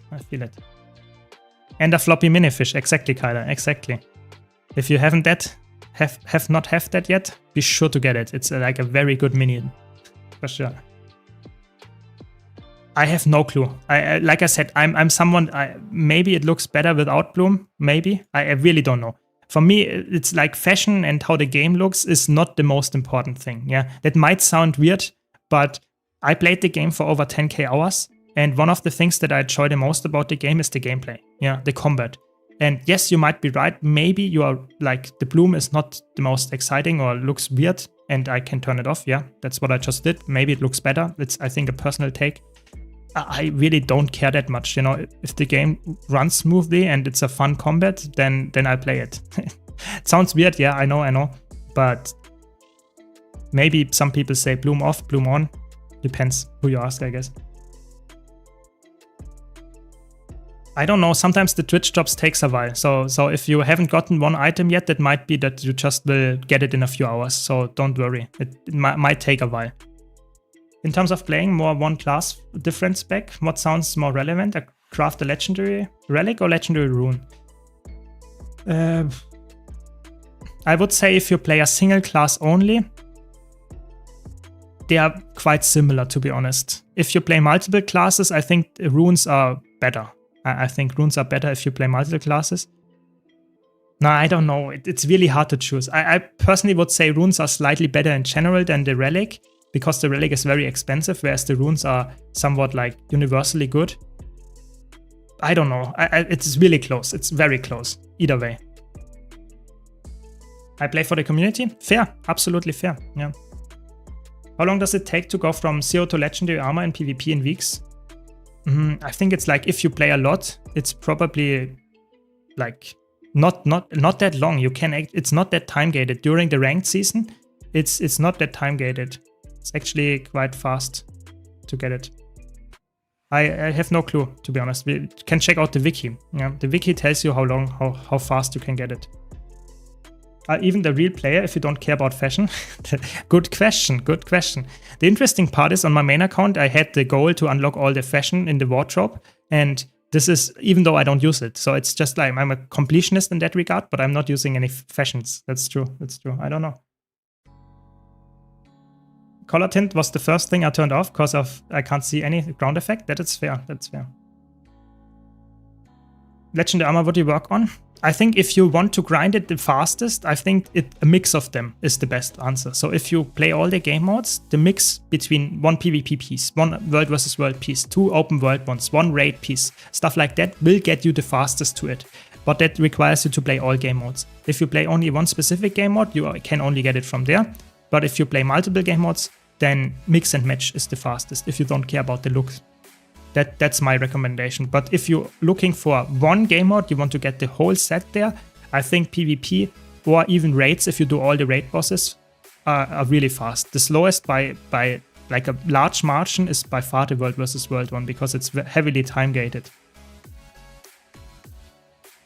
Do you think it would be worth giving up everything about Guild Wars 2 and have a better engine to run it and start over completely to have buttery smooth graphics?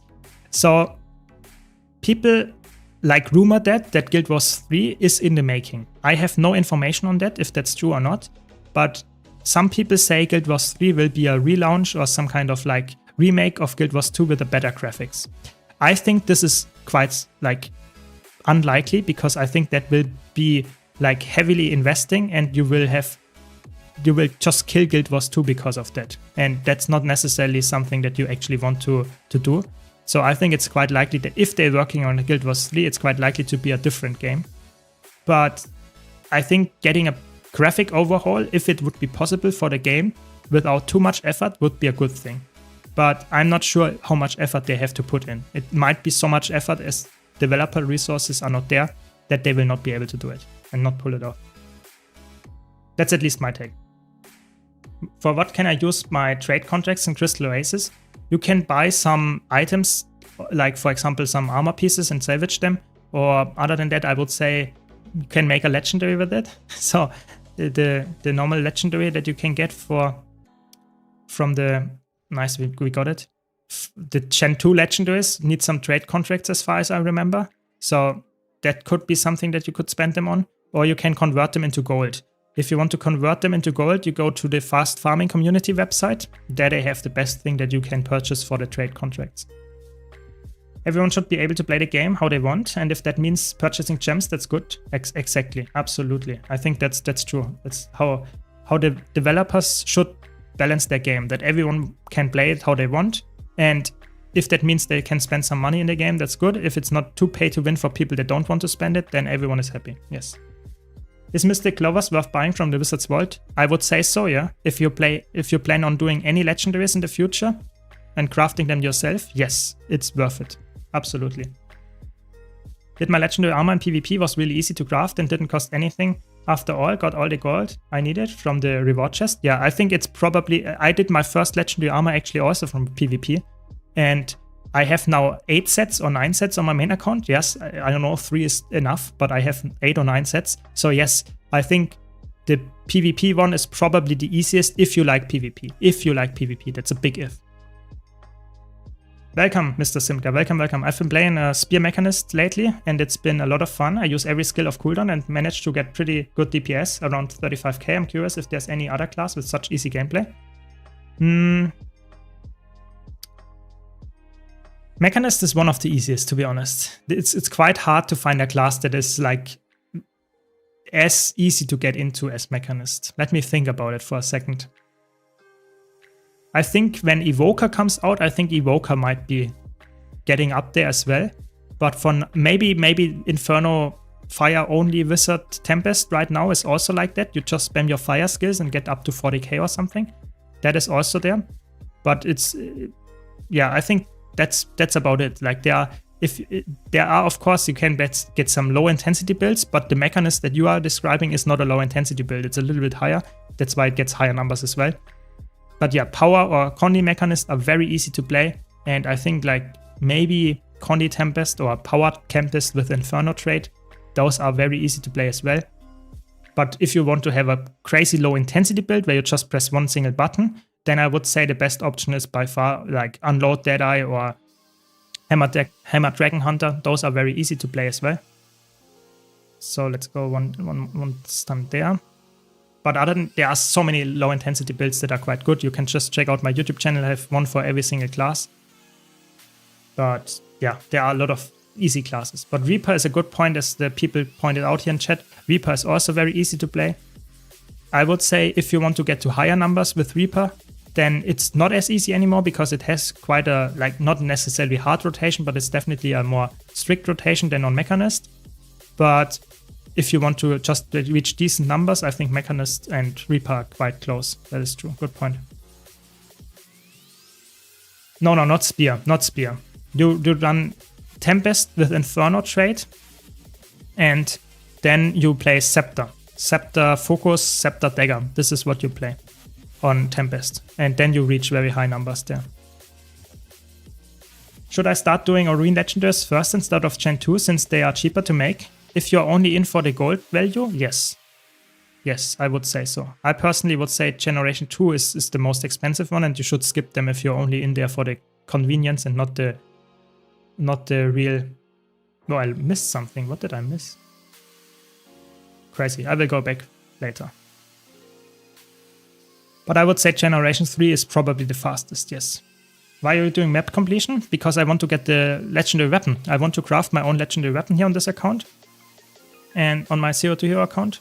And the map completion is required to get that. If you don't want to buy it from the TP.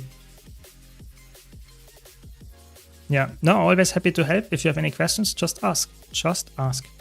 You also have to do one strike mission run today, so get the next ascended piece, because we need 2 more pieces of ascended armor, and I can purchase 1 more if I actually do 1 more Iceblood Saga 5 strike mission run. So that's on the list today as well. What's your opinion on the idea of legendary gear offering higher stats than ascended gear? I think Guild Wars 2 is not made for that. I think in other games, no problem, but in Guild Wars 2, it's very casual friendly, and you want to have a game that is like not having any gear progression. So I think Guild Wars 2 is not made for that. I personally think the community would have like crazy like negative comments about that. I think that's not how they should do it. They should maybe give, I don't know. I think gear progression in Guild Wars 2 is not necessarily the way to do it. I think giving us more slots, like giving us another slot, like the relic slot, something like that, they did. But I think increasing the stats of ascended or legendary gear over ascended gear, I think that would not really go well with the community. I personally wouldn't care because I'm full legendary on my main account, of course. But I think it's not the way to do it. I really don't think so. Guild Wars 2 is a different game. It's a unique selling point of having only horizontal progression. And I think because of that, it's not the smartest way for ArenaNet to change that recipe. I really don't think so. What legendary weapon are you gonna make? I think I will do the spear actually. I think I will do the spear. So Kamo o Tukali or something. I really butchered that name, but yeah, that's the legendary spear. The Generation 1 spear, that is. For the Hammer Cutter, there's 2 variants in the sheet. Hammer Cutter is back and single OP build for all game modes. Which one do you prefer? So I would say the for all game modes is for all game modes. The one that I said is back, I think is for PvP only. So go for the all game modes one. What Blish pack are you using? I'm using the Blish pathing module from Tekkit because it has a barefoot option for Corteria. So it's the Tekkit's one. But if you have all the mounts and you don't need to run around like I do on my feet, then these trails are by far the best ones. Like they give you so much like additional info and you can fly around with the mounts very fast, know the perfect routes. But I'm using the pathing module with Tekkits right now. I crafted the Generation 3 precursor to get the most out of it, sold it with listing. One day after my listing, I got undercut from 6 different sellers. Is this normal? Yes, that might happen. Yeah, either you be patient and just wait, or you just delist it and put it back on there. Yeah, it takes a while sometimes to sell. Sometimes you're unlucky and get undercut, sometimes it's instantly selling. Yeah, that's how it goes, sadly. But I would say if you can't wait to get the money, then just list it again. That typically does the trick at some point.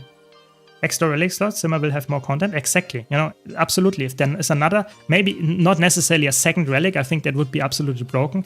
But just another slot on top, just a 8 slot here, why not? You know, who knows? Stuff like to grind more legendaries on, why not? I think that's more what the game wants or the players want than having like legendary gear being the absolute craziest highest stats and Ascended not. I think that's at least my understanding of the community, I would say.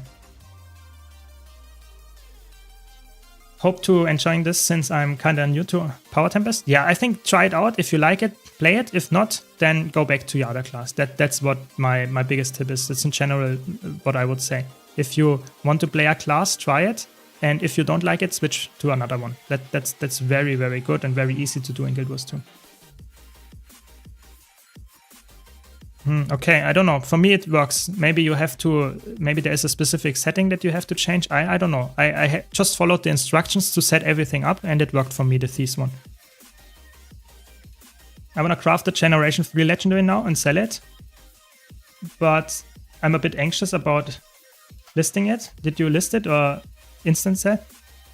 I would say if the best option is there are like 2 options in my opinion. Either you sell list it and hope that it like sells. Typically that happens, but you can't guarantee it.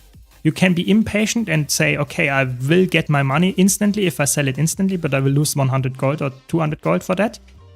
That can be worthwhile. If the gap is very low, that's something that you can consider. But if it's like a 500 gold gap, I would not do that. And the other thing that I would maybe do is go to the Overflow Trading Post Discord. It's a Discord server where you can say, I want to get direct player trading, and then you can get, so to say, guarantee that you will sell the legendary. That's the only thing that I can say where you can guarantee that this will be working and you will not be undercut. But it's not for everyone. It's direct player trading via Discord server. So that can be something that you want to do, but I know some people dislike that as well. So I would say there is not a perfect way to sell legendaries in the game. If you want to sell higher priced items, don't forget the tax fee. Exactly, you get 15% taxed, and that can be very painful on legendary items. You will have to pay 5 upfront and 10% later when you sell it. So if you have to relist the legendary 5 times, you have to pay 25%, like 5 times 5% all the time for listing it all the time, which can be a very, very high amount of gold. Absolutely true. What about the idea of combining legendary gear with utility benefits as, say, shared inventory slots? Yeah, I think legendary bag slots or something, that could be something that they could introduce. I have no clue what they would do, but I think more more horizontal progression in the game is good, but more vertical progression would not be like going well with the community. That's why I say probably not giving us more stats on the legendary gear. That's just not necessarily what the game needs. What new elite spec are you most excited for? I think right now, Gale Shot, Evoker, and Troubadour. I think if I would only have to select a single one, it would be Gale Shot for now. But I think Troubadour and Evoker look also very, very good. But yeah, if I had to pick a single one, it would probably be Gale Shot. Yeah. Welcome, Dingo. I think there was a post on Reddit about combining the legendary starter kit from the incursion event with the one from Wizard's Vault to make legendary weapons even easier, cheaper. How does it work? So you get both of them, like getting the one from the Wizard's Vault, yeah? So just purchasing it for 1000 Astral Acclaim. And then you do the incursion event and get the chest there as well, yeah? As the final reward here. And then you select whatever legendary you actually want to get. So if in my case, it would be the legendary spear from this starter kit, from the universal one. And then you select any legendary from the Wizard's Vault key that you get, where, for example, Sunrise that currently is in there. And then you have to select the only other thing that you have to select then is Gift of Magic in one of them and Gift of Might in the other one, so that you can combine them together and have then like almost like 50% of the value of a legendary already lying around. That's what I would recommend. Yes. If I would say the amount of scammers in the Overflow Discord is actually surprisingly low, because they really try to instantly like ban them and stuff, and they have like multiple rules to prevent that.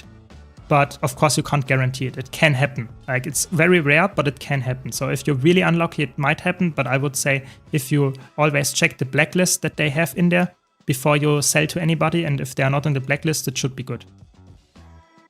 Welcome, Q, welcome. Or Intense, sorry. I think the legendary gear grind is well designed. I agree. I think there are some people that might disagree with that, but I think it's a fair thing. Yeah.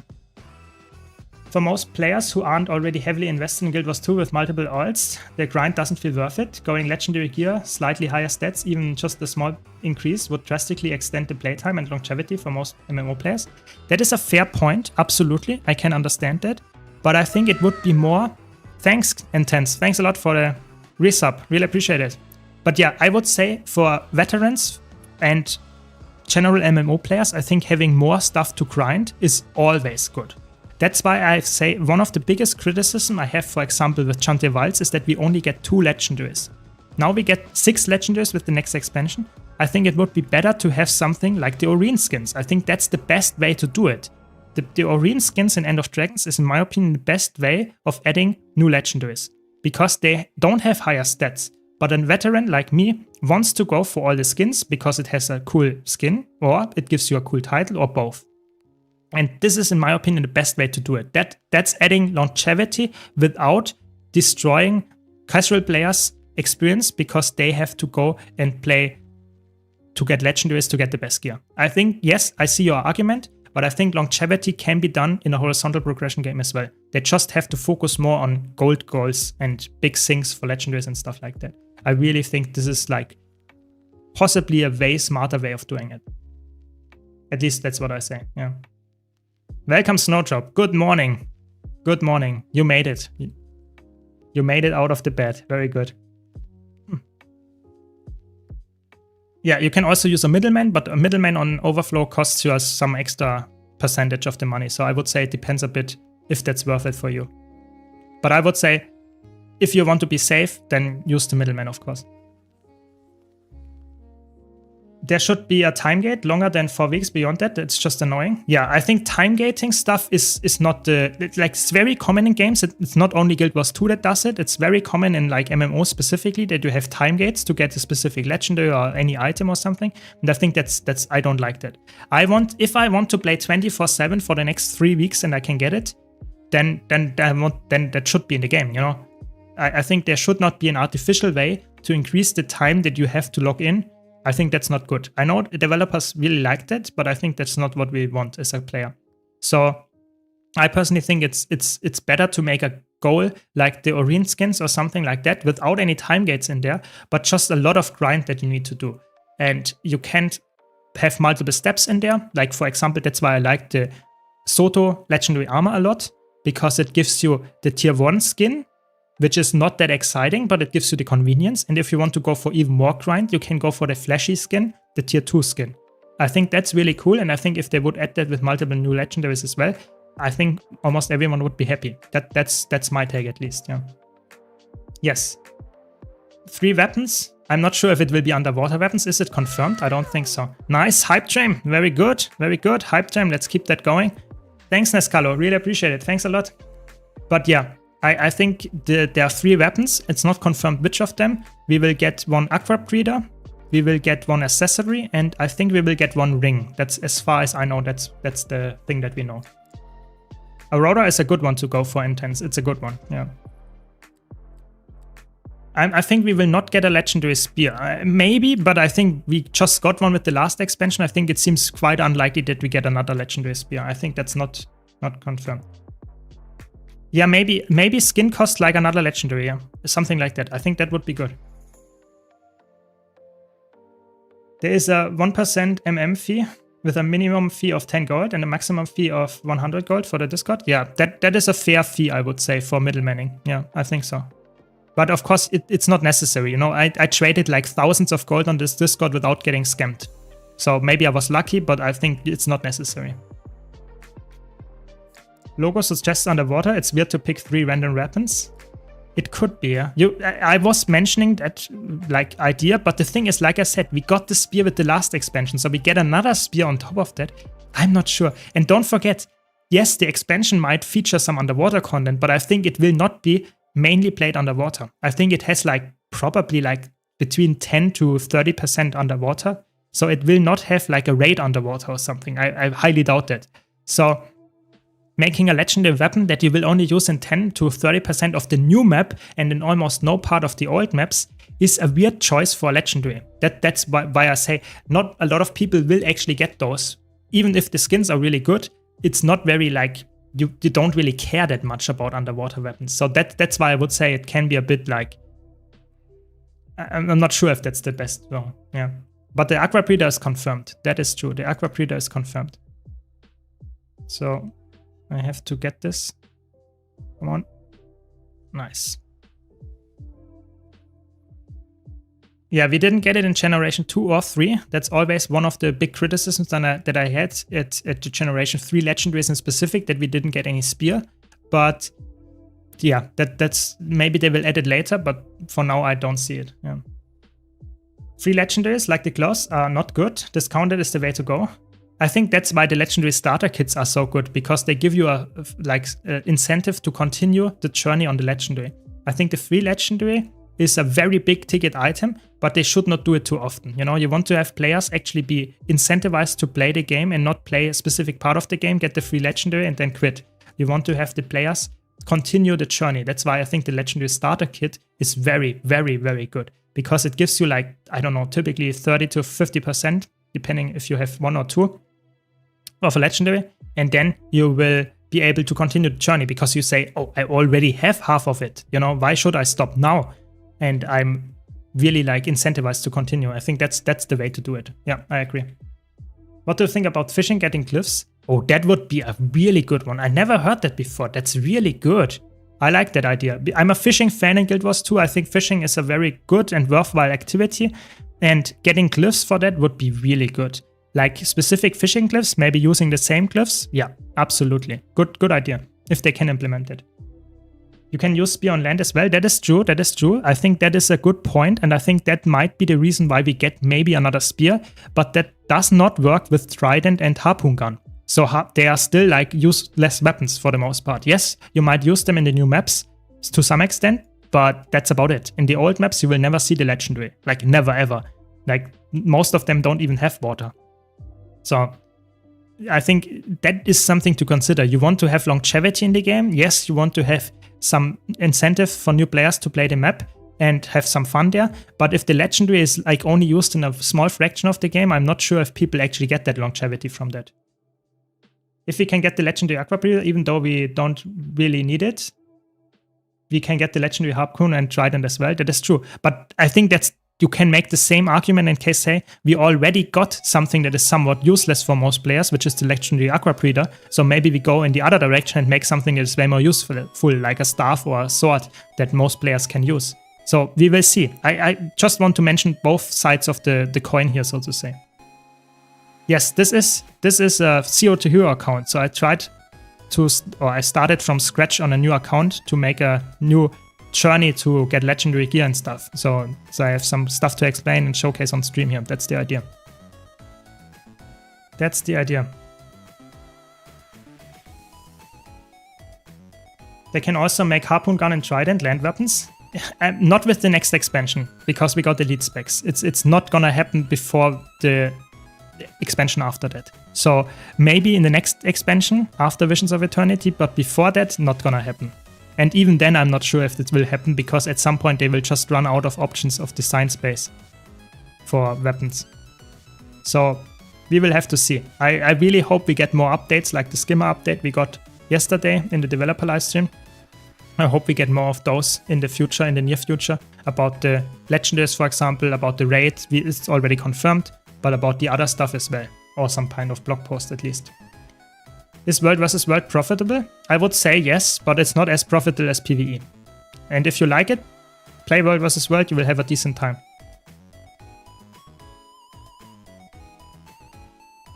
What legendary would you like to see? So I don't really care, because if it looks good, I will just go for it anyway. You know, I will go for all 6, even if they don't look good. I'm not joking. I will go for all of them. But if I would have the choice, I would say making one weapon that is useful for all characters, like the sword, is a smart choice. And then giving us, for example, the trident and the harpoon gun. I think that seems like a reasonable thing. But giving us another spear and harpoon gun and a aqua breeder and the trident seems like a bit too much on Underwalker focus. That's why I say maybe not that one. But if it's one weapon that everyone can use, because sword is able to be used by all classes, that's why I think sword is maybe the best choice as a weapon. Plus, like the 2 underwater weapons that we only have once. I think that seems decent, reasonable. Of course, that's just a guess. Could be completely wrong. They could go for, I don't know, X and focus and, I don't know, staff. Who knows? But we will see. We will see. So it was just, there was a blog post on, I think, Wednesday about the skimmer, and they just showcased it in yesterday's stream, and it was just a very nice, very, very strong mount. Skimmer will be very, very strong with the new masteries. It can be stealthing, it can detect some treasure in the maps, it can be floating very long, it can glide very highly, it will be like some kind of sky scale griffin mix. It's very, very strong. You can mount it in combat, you can shoot and heal allies, you can revive allies. It's really, really potent. I would say the skimmer looks for me like the second best mount now with all the masteries. Yeah. I hope eventually they make every class can use every weapon. I think that is possible, yeah. I think that might be possible. Thanks, Walkish. Really appreciate it. Thanks for the prime. But yeah, I think making every class being able to use every weapon is maybe a long-term goal of them, but it needs a lot of expansions to make that happen. For example, look at Engineer or look at Elementalist. They currently have like not even half of the weapons, so they need so many more. I'm not sure what they will do actually to make that happen. But like Ranger or especially Warrior, they already have like half of the weapon, or like almost all of them. Yeah. We will see, we will see. I really hope for more updates. That's my biggest goal here. More updates so that we actually know what actually is going on, what they have planned for the expansion. Did you see the new tabs that we are getting? Yes, I was also mentioning earlier. There will be, they showcased new tabs here in the hero panel. One of them will be a calendar feature or event timer feature. Some kind of calendar that they showed. So it will tell you maybe the next event that's coming up, like the next rush event or like when the next expansion drops or something, or it is an event timer, or both, so that you can see currently Auric Basin is happening or something. And the other one was something that is very reminiscent of a wardrobe. So maybe that's the fashion templates, maybe it's more features on top of that, or it's just like making it a little bit less clunky or less like stacked here in this equipment template, in equipment thing here, and make another one for the wardrobe. We will see. But 2 new in the hero thing is definitely cool. Cool UI. Could be one of them, could also come some kind of dev tool, but I actually suspect one of them being the wardrobe and the other one being an event calendar. That's my suspicion. I think Skyscale is for me still better than the Skimmer, to be honest. I think the Skyscale, because it can fly just straight up, is for me to get to a lot of vistas or stuff like that, or just get across like some kind of annoying things in the map exploration and stuff. That's why I think it's still better for me than the Skimmer, because Skimmer can't really do that. Skimmer can be, for example, if I use my Skimmer, if I had the mastery and stuff, from here I can fly. But only because I fly down. It's like exactly like gliding, because I can fly down. The Skyscale, however, can fly up. And that's something that is very unique. That's why the Skyscale is like the bunny, just like on crack. It's really, really good. At least that's what I think. Why I think Skyscale is for me still the number 1. But I will have to try. Maybe I change my opinion after playing it. Your videos have been super helpful to starting out. Very nice to hear that. Yeah, more to come. And if you have any questions, just ask. Just ask. Yeah, there will be new hairstyles. And we will get some blog post about raids as well. So we will actually get some more news in the next stuff as well. You are right, you. That is really good. Oh no, we have to be careful with this one. This is very scary, the shark.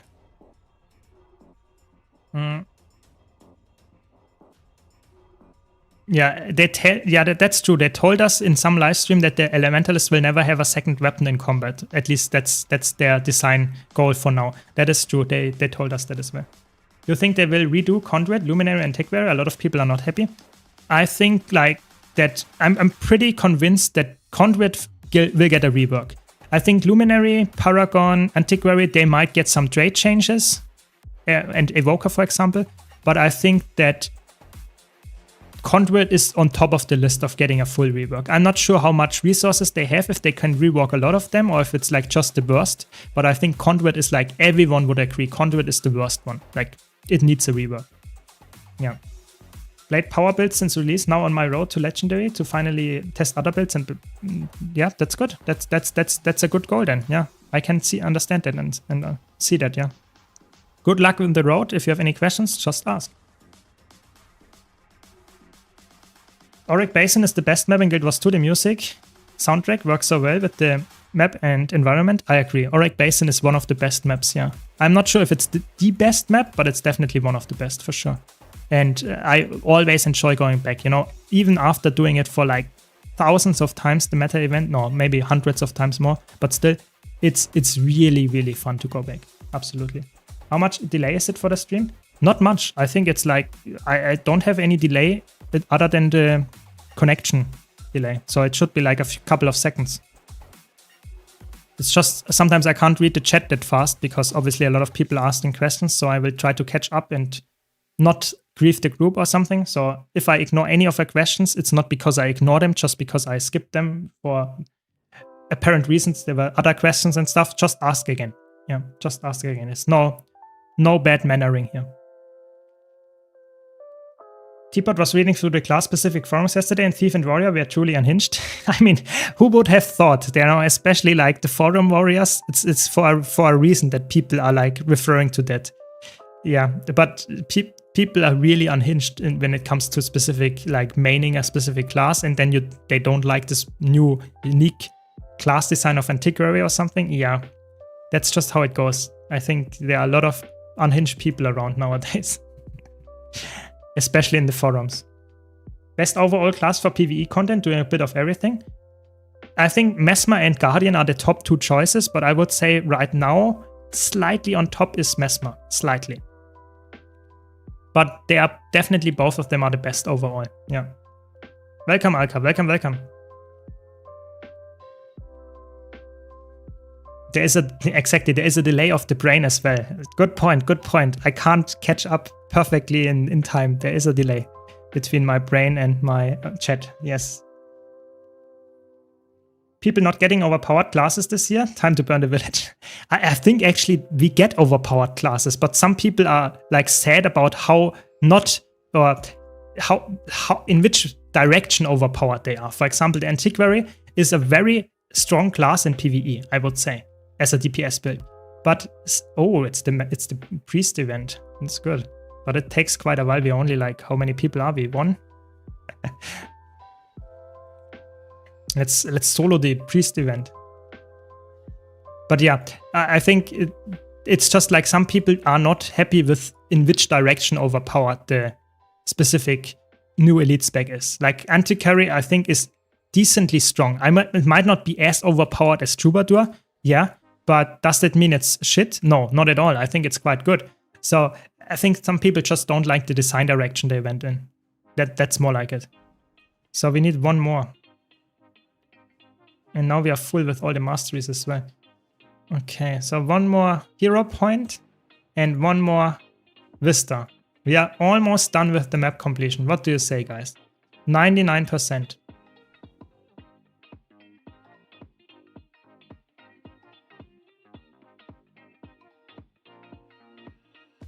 It's Virtuoso again? Who knows, yeah. Maybe, yeah. It feels somewhat similar, that's true. I want something fresh for World vs. World class-wise. Yeah, I think that you will get with the next expansion, to be honest. There are a lot of classes that seem like very potent in World vs. World. I think Troubadour, Paragon, even Luminary, and what else is good? Like, I think even the Ritualist might be a good choice. They have a lot of really potent picks for... Wait, I got that, did I not? Wait, I was there and did not interact with it. What? That's insane.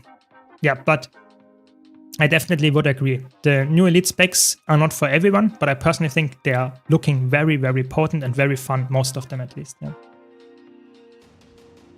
I'm good, final one. I'm good. Almost done with the map completion. 2 more things, 99%, and then we are there. And we also unlocked Chronomancer today already as well. So it's a good day. It's a good day for the progression here. There we go, finally. Now we can port to Malko's Sleep, because I missed something there as well. I like mech so much, but I hate playing the noob class. I think I have class dysphobia. I think you should play the class that you like. It doesn't matter if other people say this is a very easy class or it tells something about you. If you like a class, you should play it. I really think so. Because the game is for you. You should enjoy the game. You should not care what other people think about it. If you like to play a build and it works, play it. You should not grieve your group by playing a build just because you like it. But if you, I don't know, if you only like Mechanist because it's a good build and you like it and people think it's a noob build, I don't care. Just play it. I think ignoring people's opinions that don't matter is very important. Because judging just based on the class or the build that you play is not healthy for anyone. So just play it. Just do it.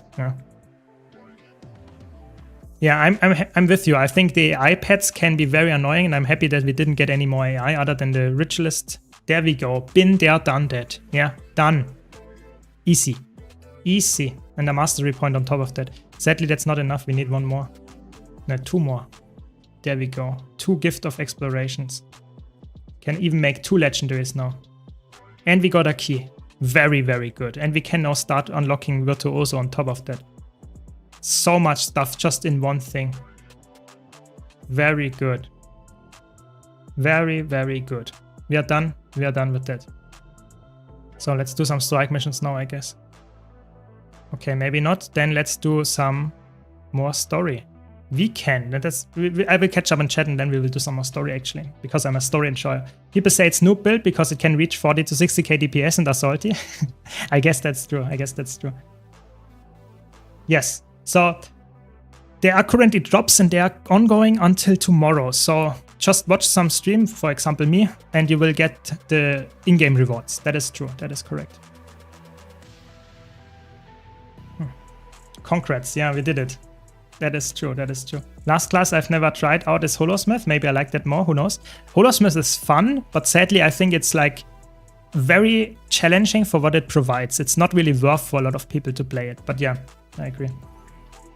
First one Max, second one Elle, top DPS in PvE. Yeah, I think it depends. It highly depends which kind of build and gameplay and stuff you are currently in the current meta. But there were times where Elementalist was top DPS, that is correct. Once I start ignoring all trolls in PvP, my enjoyment of the game went way up. The block button is your friend. I agree. I think just playing a little bit for fun and ignoring people. Yeah, we'll also play some PvP. We actually forgot. Yes, we will do that as well. But yeah. Yeah, because of the drops, we have a lot of viewers. But I think ignoring people that are offending you for no apparent reason, or even if there is an apparent reason, just ignore them. Like, really, it doesn't matter. That's important. You play the game for fun. If you don't grief anybody, if you are not toxic, just ignore everyone else. That's really the thing. Always happy to help, Aska. Always happy to help. Sure, Pupsy. Sure, just write me. Just write me after that and we will do that. Thanks a lot, KHL. Really appreciate the donation. Thanks a lot. Done with map comp, jump straight into story. Is this the right stream I joined? No. I instantly changed my opinion. I went into PvP instead to get the daily done. I will not do the story for now. My block list is way longer than my friend list. Maybe that tells you a lot about you or maybe about the game. But I would say it's really good that we have this blocking feature. I also blocked some people on my main account. On this account, I actually have not encountered anyone toxic yet. Or maybe I just ignored them. But yeah, definitely a good feature. When you think about Holosmith, imagine a toaster that is about to explode. Yeah, pretty accurate description. I agree. No, intense. It's not. I don't want to ignore you. It's just if a lot of other stuff is happening, sometimes I can't keep up. I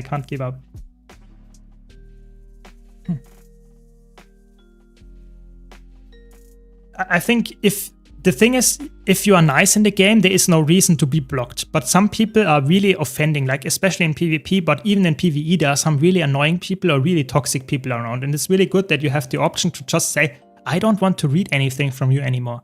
And that's a really good thing. Oh my god, another push game. It's the third one in a row. It's popping off. Let's play some push. But yeah, any recommendations on how to get into raids if you can only play in the morning? So, I would normally recommend going to a training server, raid training server. But the problem with those is they typically train in the evening. Or maybe they have some on the weekends as well or something, but they typically train on the evenings. So maybe you find a training guild or something, or we can do one here on stream at some point. But I think one of the best things to get into raids is like doing a training run. Like a raid training initiative, like Crossroads in training runs, stuff like that. Or with a streamer that actually wants to teach you the stuff. But going into pucks and stuff, I would not really recommend because that can be very toxic or very like unproductive because no one knows how to deal with mechanics. If you can be lucky, of course, but I would recommend going for anything like that. And there might be some, or probably there are some people that are willing to do that in the morning as well.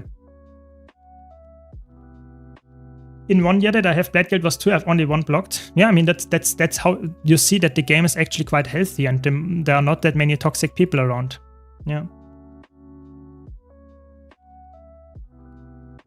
I'm a super casual player because I work a lot and study, so I can't really bother too much with whatever, I simply enjoy stuff. Fair. I mean, everyone has to play the game what they have access to. That's true. Yeah, exactly. I'm with you, Alka. I have on my main account something like around 50 players blocked, and like over 90% of them are some kind of gold sellers. They said something like, do you want buy gold or something, and instantly blocked them. It's really like, those are the people. Most other people either are not toxic or I didn't block them. Yeah. And the gold sellers, I have to be honest, I did not encounter any gold sellers in the last year or something, so maybe they actually fixed that to some extent. That was, oh my god, did you see the corrupt? He got stability and instantly got corrupted by my 3 skill of the scepter. That was nasty. And this Mesmer is also getting CC chained like crazy. Why is someone playing Deadeye? I never get that. Why you play Deadeye in this mode? It's like complete garbage.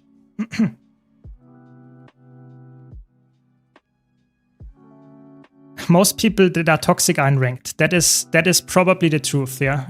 But it's not the only people that are toxic. Not the only. There are people, even toxic people, doing the Octavine. I knew that as well. I think this guy is to get some cleave. I'm not sure if I can outcleave the power glider. Oh my god. I mean, I got the double kill here. I got the double kill. I have to concentrate a little bit on the gameplay here. I don't want to die. Oh my god. Get the kill, get the kill. Oh no, they get the rest. What is my team doing? Do something, guys. Nice, we got the rally. Very good. I was against 3 people. At least we got the push to 88%, but still. Classic unranked moment. We made it. I think the game is over, to be honest. From that recover here, I think the game is over.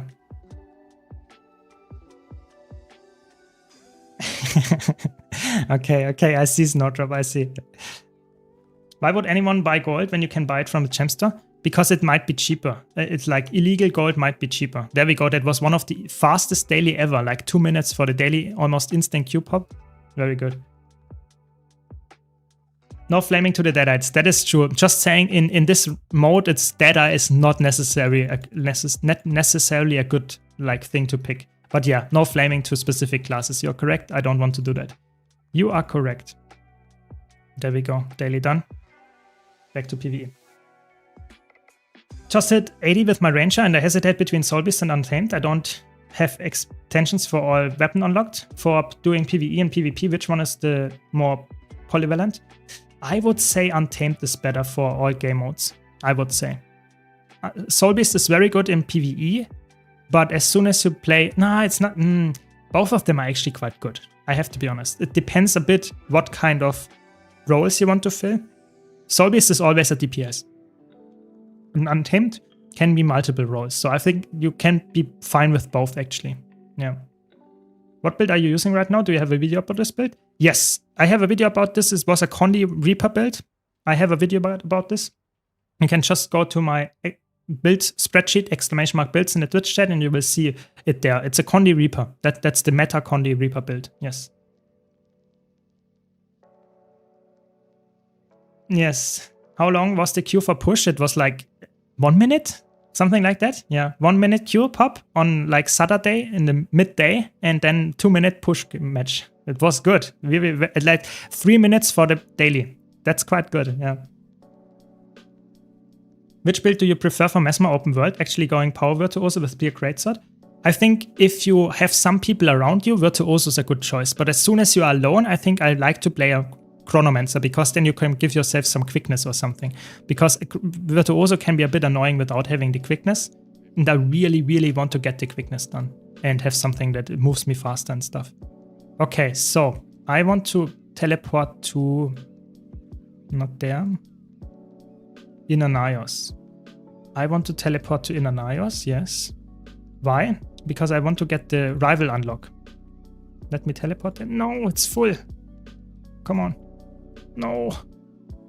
Oh, that's very unlucky. Is there another one? I want to get the rival unlock. Maybe this one is not full? Yes! Very good. That's very good. Very, very good actually. Why is that? Because now I can activate the story chapter, yeah? Because I don't have to play through all of Secrets of Obscure, I just have to do this story chapter to get my rival. And this is a specific story chapter where I can jump to, because it is a story chapter that has released with an update after the expansion dropped. And you can then go to the specific story chapter for this reason. And then I can just select it, chapter 14. No! You have to get the chapter 6 before that. Ah! I have to do it. Shit.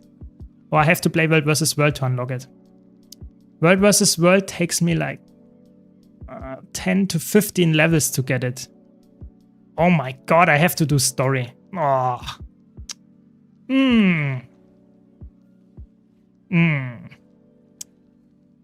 That's annoying. That's really annoying.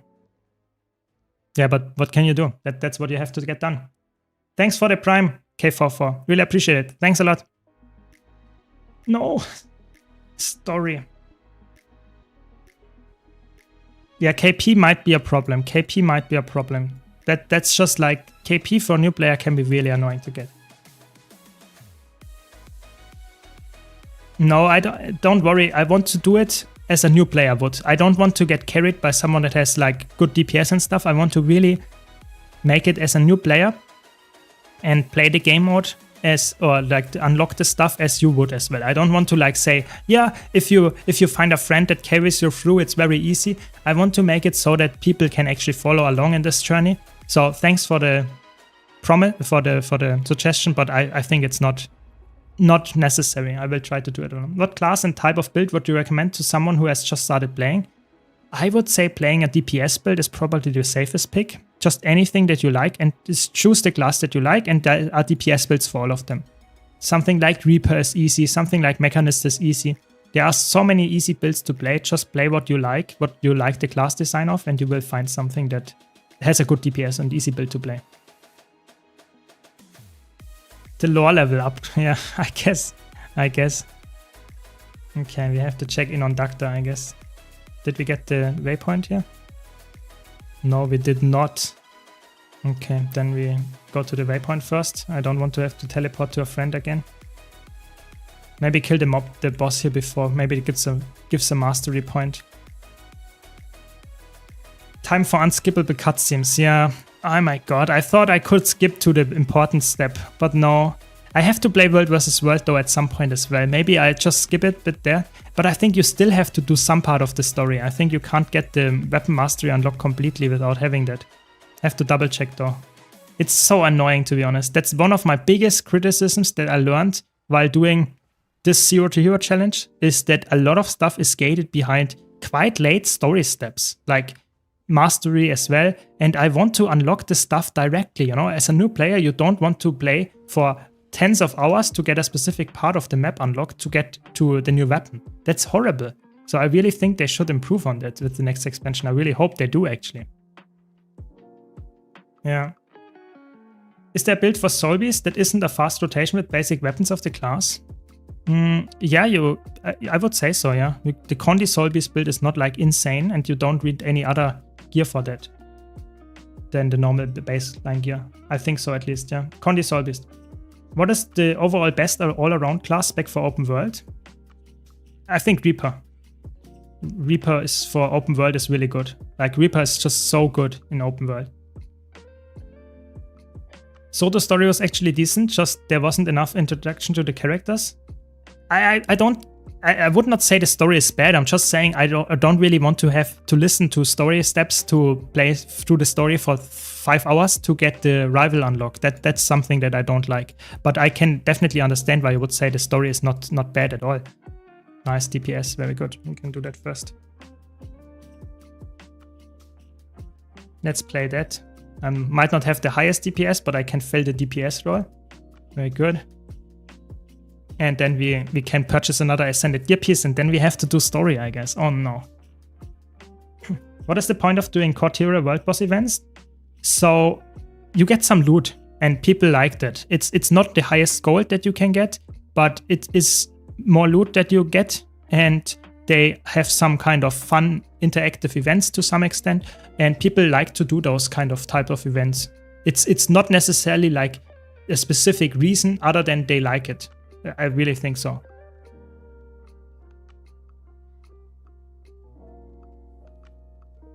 Yeah, I think it's really sad that some of the masteries are like gatekeeping you from using this weapon, but then also there are some masteries that you just get more loot. That's also not good. I really think the mastery system needs some kind of look at, or at least if they put any new masteries in, they should be impactful, but they should not be like required to have fun in the game. Like, for example, I want to play my rival Chronomancer. I have to play like Soto story for like 5 hours to get it unlocked. That's horrible. I want to purchase the expansion, get the weapon, and if I want to get the achievements, the mastery and stuff, I can play with the new weapon in the story. But no, I have to play the story with my old stuff and then get the weapon. That's not good. That's not good design, I would say.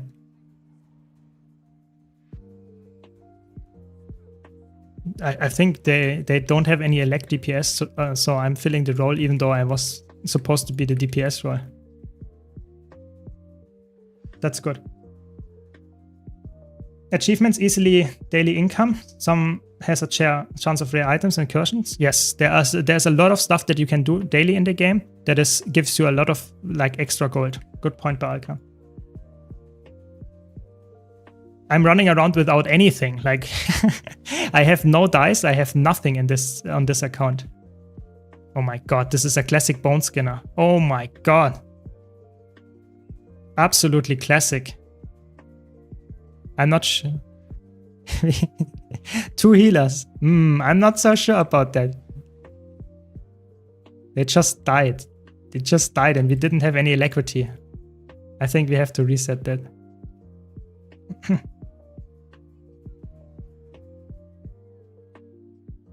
Unlock Spear and Weapon Master in World vs. World. Yeah, I think that's the smarter way. Maybe I have to do that as well. Maybe we play some World vs. World after the strike mission run. Because I need the Gift of Battle anyway, so I can double dip into World vs. World. But I need a lot of World vs. World, so that will cover the next few streams then. Until I can get the rival, which is a little bit sad. The story I might be able to get... story chapter 6? Nah, it takes a few hours anyway. Yeah, it's not good. It's not perfect. Either way. Yeah, you can do that. You can do that. You don't have to you don't have to do the story. That is true. That is true.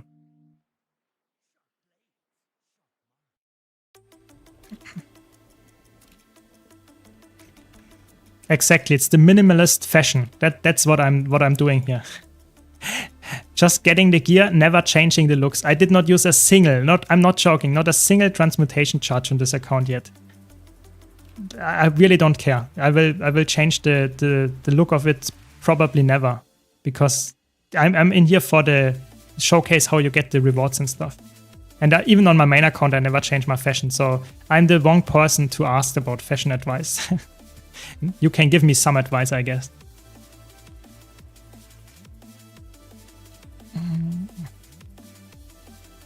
Yeah, Gift of Battle is not for everyone. I think it's not too bad. I actually don't care too much about the Gift of Battle, to be honest. But it's for me more like I have to also level up quite a bit to get all of the stuff that I need for unlocking the rival. So it will be like I will get the Gift of Battle probably in like 5 to 6 hours. And I will get hopefully the rival unlocked with it as well. But I really would like to get it maybe today. But I think that's not possible. I can't stream for 6 more hours. That's a little bit sad. It's quite annoying that this is like so story locked. I really think that's not good. Why can't they make an exchange between Gift of Exploration and Gift of Battle? I think the intent was always to bring people into the game mode, like World vs. World game mode. I think that was always the intent, and make more people try it, because then in the long run they might actually enjoy it and stick with it. But I can definitely understand why someone that doesn't like World vs. World at all is like, I mean, god, that's classic Firebrand healer. But yeah, I would say the classic problem for World vs. World is that if people don't enjoy it, they still have to do it. So I think there should be maybe a way for your first Gift of Battle is from World vs. World, so that you have to try the mode. And after that, you can say, I didn't like it, I can exchange something for it. Something like that. That could be a middle way. But I can definitely understand why you would say this is not for you. Can also, no, not yet. Is there a way to swap the World vs. World teams? Yes, you can swap World vs. World teams every now and then, because you can change your guild that you are assigned to, and then you can say, okay, I want to be in this guild, and then you will be listed with this guild's team. That doesn't mean you will guarantee that you will be in a good team, but if you are in a guild that is focused on World vs. World, you can change to a good server, so to say. But that will only happen every few like weeks. Takes a bit to reset. But yeah, you can do that. I'm one of those people who did World vs. World for the gift and then ended up enjoying the mode. Exactly, and I think that's good. That's perfect. That's what we need. We need more incentives to try out different parts of the game for new players, because they might not know that they like it. And if they are sort of forced to try it to get a legendary, they can then enjoy it maybe. So that's really good. I think that's a really, really good thing to have. But if it's too forced and people that have to do it like for the 10th time and they already know World vs. World is not for me, maybe make some alternative. I can see that argument as well.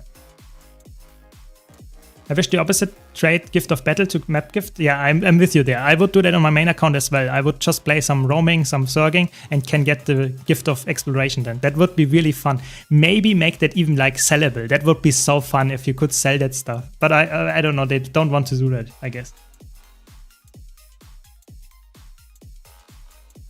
The difference of quality of teams in World vs. World is so wild. Yeah, with the ever since this Alliance update somewhat, it's like insane. Sometimes you have really, really good like teams and guilds on this specific like server right now, and then you have really, really bad teams where like nothing is happening all week. And this is horrible because for a new player, you might get assigned to a team that is really bad, and you experience World vs. World for the first time and think this is a dead game mode. And another player gets into a really cool action-heavy Zerg fight all the time, has a lot of fun, and enjoys the game mode. I think that is a big problem with the Alliance system, that you are forced to place parts to take place in a specific part of the team, and sometimes the team is just bad, sometimes the team is not fun to play with, and for a new player you don't know if it's team or if it's this whole game mode. So that can be a big problem for sure. I guess we don't do ready checks here. Is the new profession update out? No, not yet. It will come out in 38 days. 38 days until the expansion releases. What is good PvP Guardian build except Dragon Hunter, Trapper?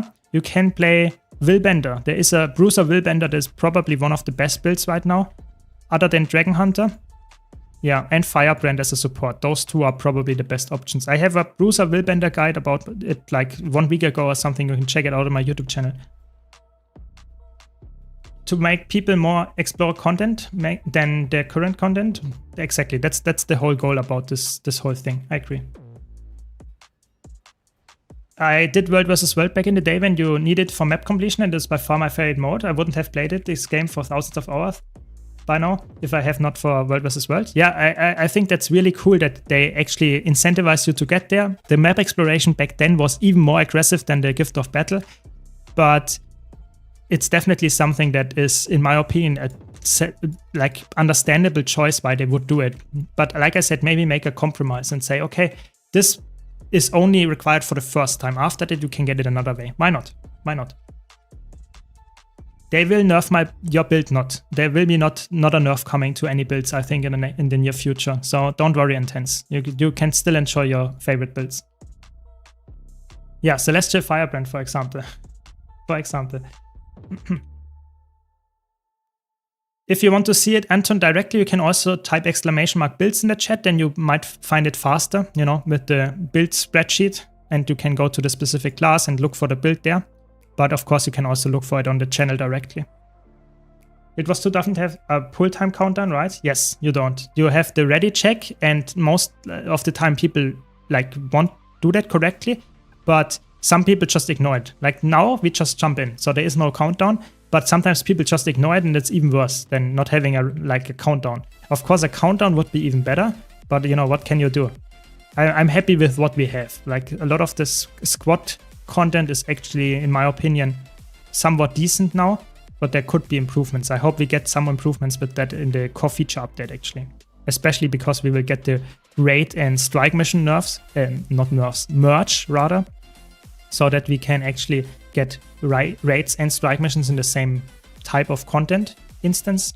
And that is something that I hope will also incentivize them to make some reworks to how to open raids, how to interact in a squad or something. Yeah, I really hope so.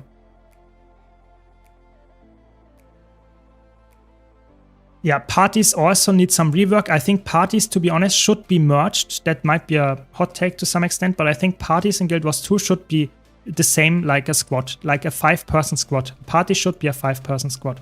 Why is that? Because with that, I would say you would be able to be a leader of the party and can kick people if you created the party.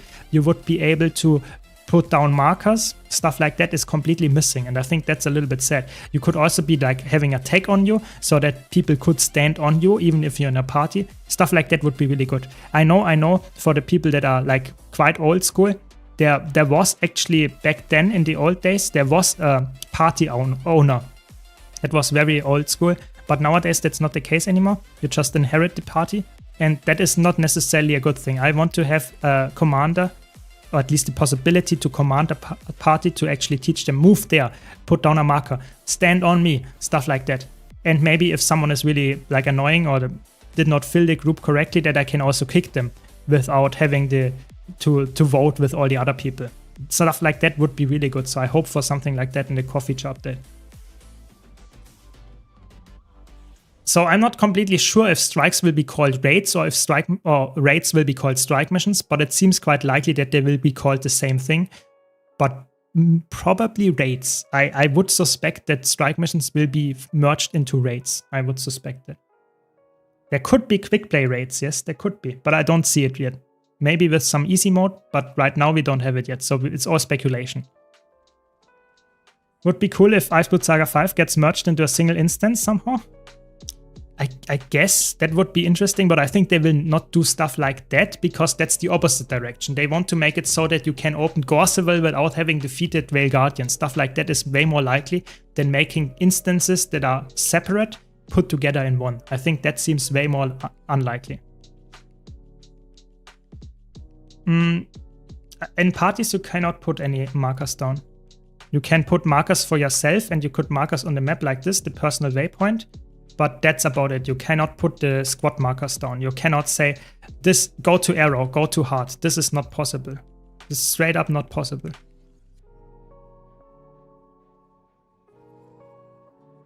Quick play raids, quick play, because you leave quickly after seeing 9 power mechanists. Yeah, maybe. But if it's easy mode, you know, if it's easy mode coming with the fractals, for example, fractal quick play has easy mode and quick play at the same time. If that would come for raids, to be honest, that would be a good feature. People would like that. Just put 3 bosses, one after the other, without the time-consuming hustle in between them. Yeah, I agree. That would be good. But if it's like somewhat of like in the airdrome, and there would be, I don't know. I think it's not really necessary nowadays to have that. But I agree that it would be way faster if you had all the Iceblood Saga strike missions like in one room after the other in the other, so you don't have the loading screens anymore. But I'm pretty sure they will not do that. I'm like pretty sure about that. So we just have to live with that and say better getting like in single raids parts, like saying, okay, I want to open KC now without having to do escort, and then I can go into one single mission. That would be my hope there. Personal marker is a marker that others can see. That is what you meant, and you meant commander, location, and object markers. Exactly, that's what I meant. I meant that there are some markers in the squad where you can go arrow, circle, square, that kind of stuff. That is visible for all people in the squad, and you could put it down if you're the commander or if you are lieutenant. And in a personal group, you can put down a marker like the star, and they also see it in your party, but you don't have like 7 different options for that. And it's also way more annoying to use than if you would be the commander, because it's just the same symbol for everyone. So it's like you can't really like say I go there. You just have to hover over it to see who put it there. It's not perfect. It needs some help. That's the main thing.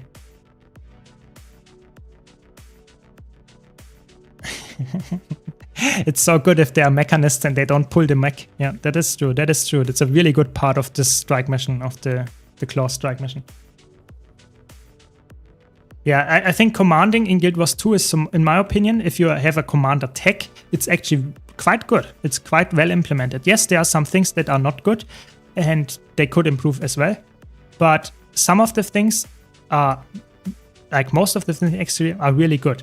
And if they could just merge some of them, I just mentioned some of them, into the party setup that you have in fractals and dungeons, maybe even in story instances, that would help increase the new player friendliness while also increasing like fractal level training and stuff like that to a higher level for sure. And I really hope they will do that. And it looks quite likely, somewhat likely, because it's a core feature. So I think that could come with the core feature update. I really think so. Fractals, I think fractals do not really need that necessarily, but if I want to do a fractal training, putting down markers and being a commander and say stack on me, because people might not see, oh, who is this character? So stuff like that would be good. Yeah, I agree. It might not be absolutely necessary, Alka, but I think it is something that would help him to improve it. It's not like, it would not be annoying for people that don't want to use it. That's what I mean. Yeah.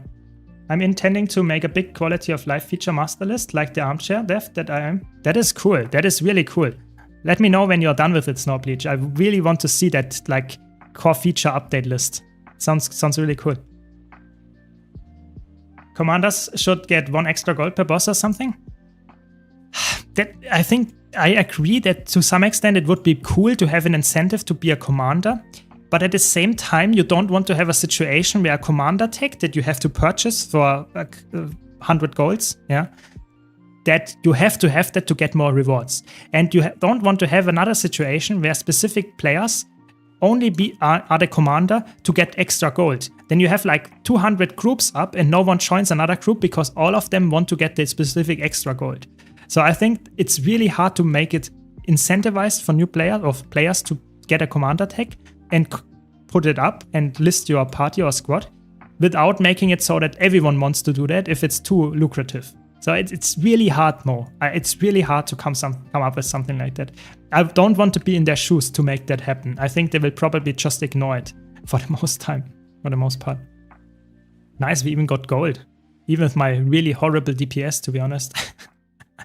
Very good.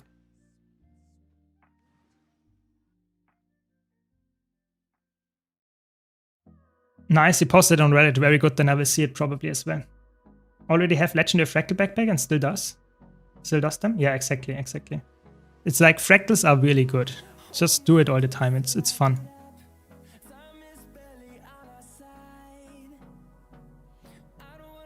Yes. I would say you can guess my how is it called? My nationality by how I say the. You know, se, ship is sinking. You know, that's how I can say where I'm from. Stuff like that. But yeah, I'm sorry for my pronunciation. I'm trying my best. I also think unpopular but required positions should be rewarded because right now we have an explosion of DPS players that bring nothing else to the table. So how would you do that? So think about how, if you would be a dev, how you would do that. I think it's actually quite challenging to come up with a very good solution for that problem. Like I'm with you there. If they could fix it or make it happen, yeah. But it's actually quite challenging. Yeah. What about a voting system? People giving you a +1 if they think you did a good job and showing from others. I like that in other games. I know, for example, Final Fantasy has that, like a commendation system. And that you get something for saying, okay, you did a good job and you get that. But it also can be abused. You know, you can say, give me, you want to get more incentive. So it has to be some kind of gold reward or a special title or something. So people will farm that only for that. I'm not sure. I think it's really hard to implement a system that cannot be used in a negative way as well. I really think so. I hope they do. I really hope. And I can see it being done. Don't get me wrong. I'm just saying it seems like they don't want to focus on it because they don't really know if they can actually pull it off in a way that everyone will be happy, or most people at least.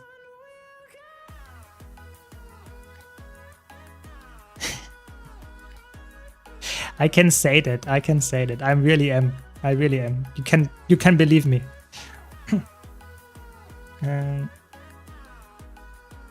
Exactly. It's like if you put a system in that is incentivizing for you to create new groups, to be a leader or something, it can be abused so easily. And it's really hard to make a system that cannot be abused while still achieving the same thing. So I would say, if they can pull it off, yes, I would be with it. But I think systems that can be abused very easily by the community just for some additional gold reward or achievement or something, it is not good in the game because it will be negatively affecting it even more than it might be positively affecting it. I really think so. There could be a rework of LFG similar to WoW Mythic Plus. You would queue up as DPS or Boon DPS. I think that would be really cool if they can pull it off.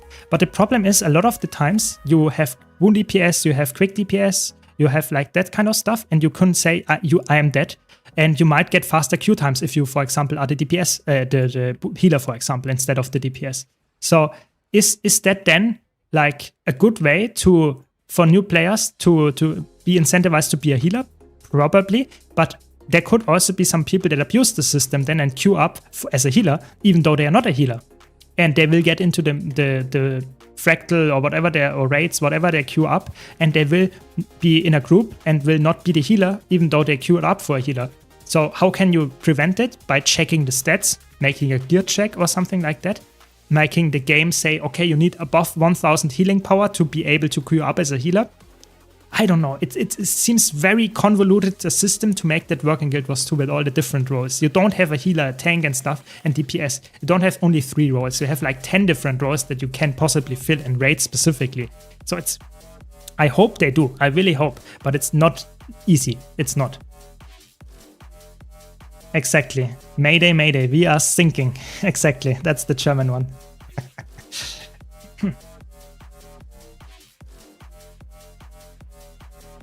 I think it's really hard. It's really hard. I hope they pull it off. I really do. I'm just saying that I'm someone that is realistic about stuff that he wants.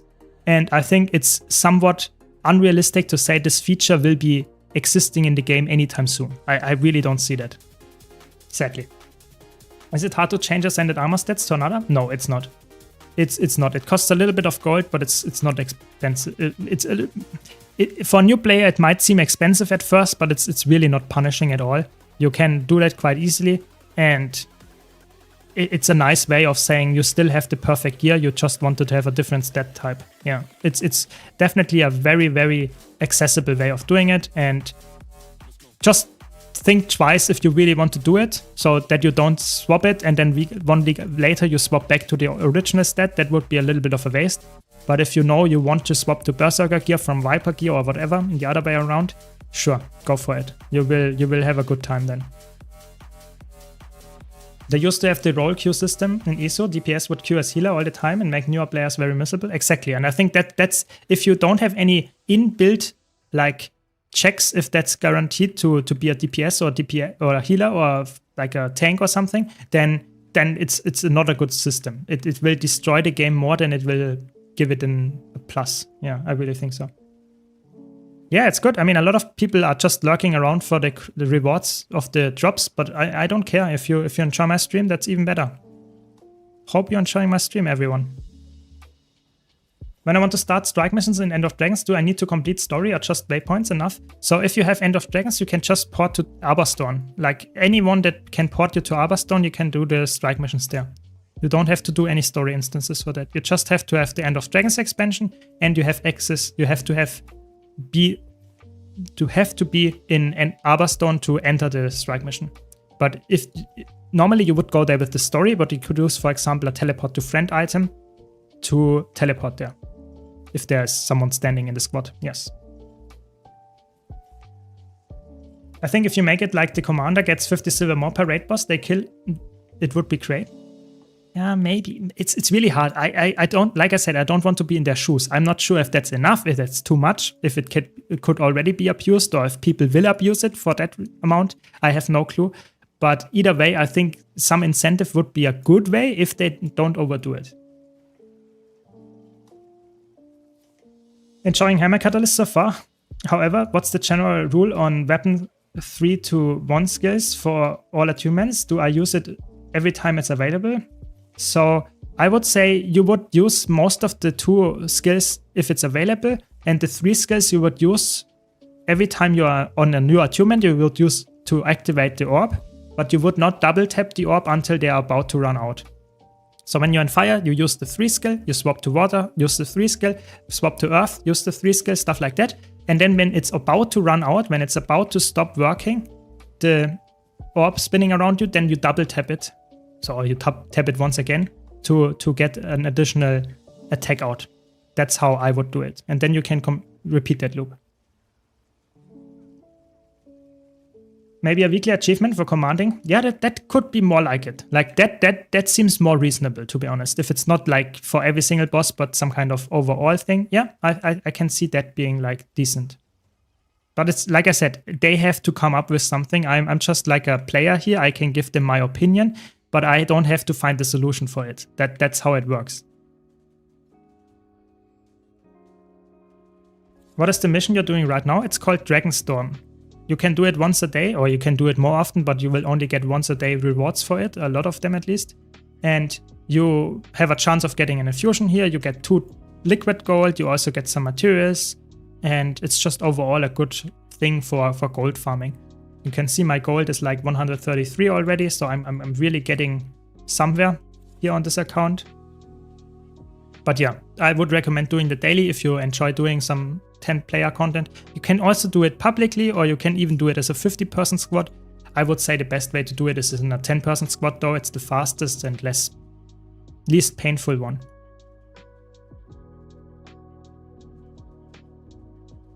Yeah, I like those ideas as well. Good ideas here in chat. I don't know, I think the fractal quick play is not useless in my opinion. I think the fractal quick play is something that new players are incentivized to try out fractals and see that they are not bad at all. Even if you're a solo player, you can have quite a lot of fun with them. And that's, I think, a good way to make players try out instance content, and then maybe they stick around and go to high level fractals. I'm not saying quick play should be in tier 4 fractals, at least not yet, but it should be like a good stepping stone. And I think that's what we need, more players trying out new things. Yeah, skins could be a good idea as well, yeah. Just had my first ever PvP game, tried your Hybrid Tempest, was pretty fun, thanks for your work. Don't worry, Hybrid Tempest is still a very, very good build right now, and I'm happy that you enjoyed it, because that means that you might go back to it, and that's what I want. I want to have more people trying out different modes, trying my builds maybe, and having fun then, and because of that, they might actually try it out again. If you play a bad build, you get farmed, and you have a bad experience, you say, I will never go into PvP again, that's bad. We want to have more players playing the game, not less. So I really hope that's a good thing. Very good. Don't forget the loot. Very good. Didn't. Very nice, very nice. It's dead. It's account bound. Sad.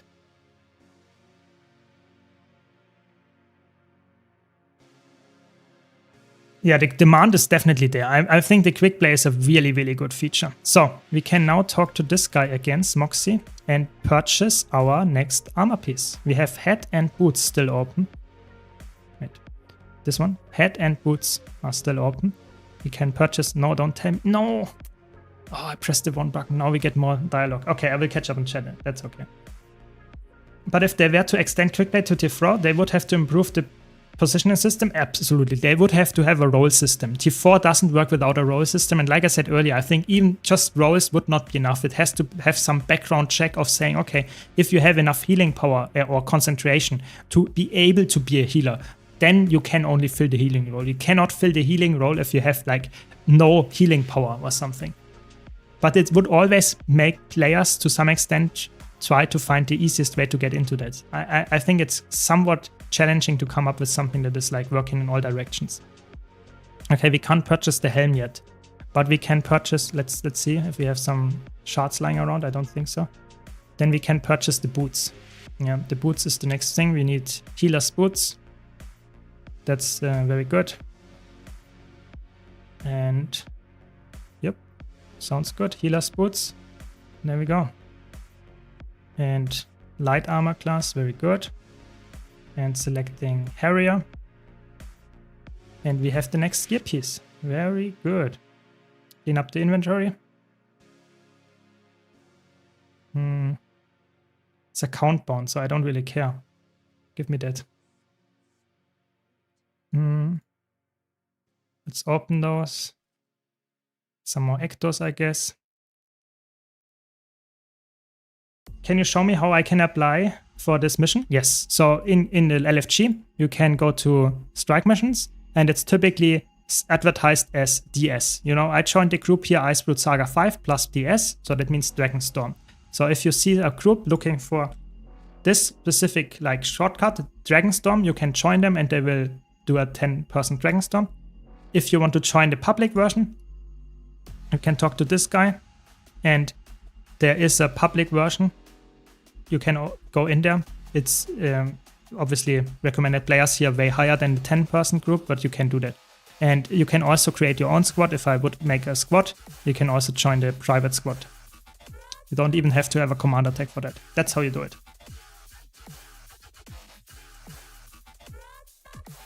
Yeah, it's really, the boon duration is not important. That's the weird part. That's why I didn't mention the boon duration. I said the healing power. Because a healer needs healing power. That much is for sure. But the boon duration is, let's say, for healer, yes. For boon DPS, not required. So how can they check if you're running a boon DPS build? They have to check if you have the trait equipped that provides the boon. Yeah.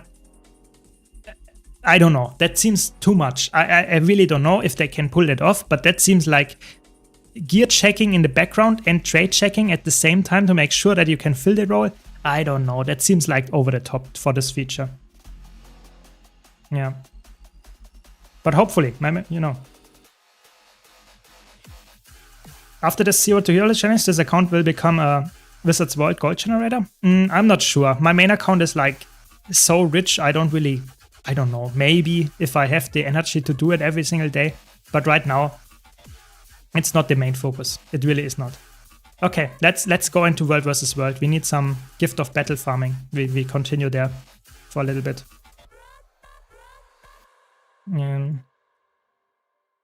Always happy to help. Always happy to help. Dragon Stand instant versus CM mode? Oh yes. Oh yes, that sounds good. That sounds very good. That is true. Like those really cool meta events in a private instance, yeah, that would be good. But then probably no people would run that anymore. That would be a sad thing.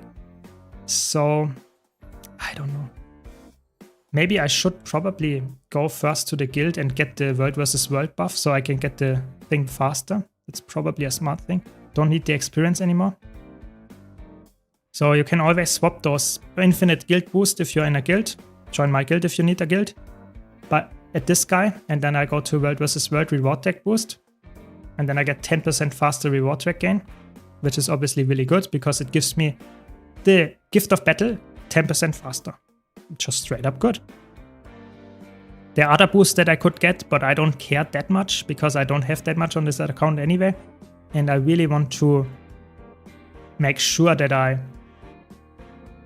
don't know, just have something that gives me more rewards for almost free. That's the main thing. I don't care if there's even more stuff like boosters to equip. I don't have them on this account for the most part. So better stick with the stuff that I can get very easily.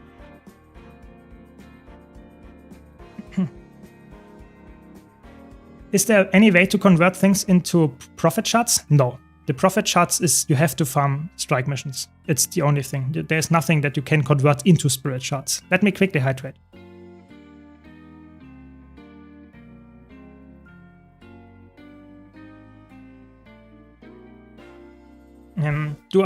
How do I know what a good team is to join for World vs. World? You don't. You join a guild, you look for a guild that plays World vs. World.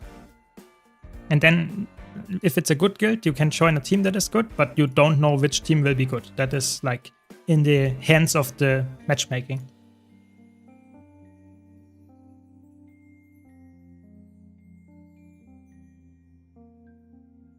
Yeah, I think Guild Wars 2, the World vs. World experience for veterans is somewhat improved with the update that we got with the alliance system. But for new players, I think the World vs. World thing is a little bit more like rolling a dice if you get a better loot or not, or better maps and teams assignment. That is very luck based, and that is for a new player very frustrating. You can only influence it via the guild, and you might not know about this, so it can be quite annoying, to be honest. I really think so. What surprised you the most so far during the 0 to Hero challenge, like stuff you forgot about or didn't experience for a long time? That's a very good question. So I actually plan on doing a video about a specific part of this. What I already mentioned, one part of it, that some things for new player, even as a veteran, I know a lot about the game. And even I struggled to get, for example, into the next higher tier of fractals. I think that surprised me a lot, that features like that are so annoying to get in that even a veteran that knows how to get it done is actually getting quite challenged by it. Yeah, like getting in a higher tier fractal, even if you are not with the personal scale there, or unlocking, for example, the rival for my Chronomancer is quite annoying to do. Stuff like that. I really, really would wish that this is something they would improve on. Like that I noticed as a new account player, I noticed that this is something that is very, oh my god, we have a 101. Let's see if we can win this. Probably not here on my Celestial build. It's so good, you know. If I'm playing on Celestial, what am I playing even? I don't even know what I'm playing. Full Condi Celestial Mirage against the Mithril Legend. So this guy is at least rank 4000 or something. I'm playing Celestial gear here, no? Yeah. Yeah, good job. Good job, my friend. I just wanted to get to the tower, but now he delayed me. That's annoying. But yeah, that was surprising. What else was surprising, or what was not aware of it? I think auto looting was something that I really would like to have at some point here on this account as well. I just want to get some camp captures to get some participation up. But no, I have to fight all the time. Just stop. Yeah, but I was really surprised by a lot of stuff that I took for granted. That was the biggest surprise for me. Like having the sky scale, having the auto loot, having the ease of use of using legendaries and stuff. Of course, I knew that this would be the case, but that I would not be able to play a lot of stuff in the background like normally, like just playing as my muscle memory is, changed the gameplay quite drastically for me. On this, now slowly I'm accustomed to it on this new account that I have to press F all the time, that I have to say, okay, do I have the gear for that? Do I have Chronomancer unlocked? Stuff like that. But I did not see that in the beginning directly, and that's definitely for a new player. I can now feel it way more, all the questions that new players might have all the time, than if I would just play on my main account all the time. So that was actually quite nice, yeah.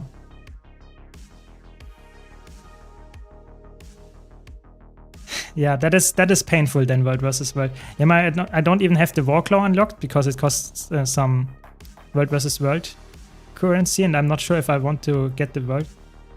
I guess I should get the Warclaw. I should get the Warclaw because then I can move a bit faster, but I want to level the gliding as well, and then I want to get the Provisioner's Master. Okay. Yeah, so stuff like that. There is a lot of stuff that I have to get done in World vs. World now. That's the next goal, to unlock the Gift of Battle, I guess, and I need to get the participation up. I will get almost nothing for the next tick because I have tier 1 participation. Maybe I can capture the camp before that, maybe. And then I will also have to change my build to some extent because I think I'm way too offensive with this build.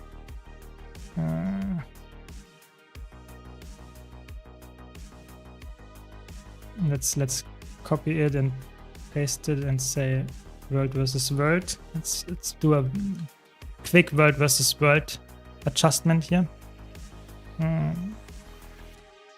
Maybe.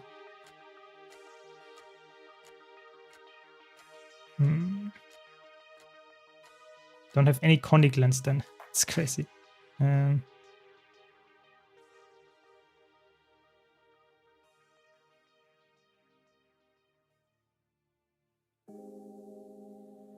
I guess like that. Right, there's Dolyak. Very good. Okay. Autoloot should be removed as a master and become a core feature unlocked after playing into the tutorial. Yeah, I think that would be good. Oh my god, come on, stop it.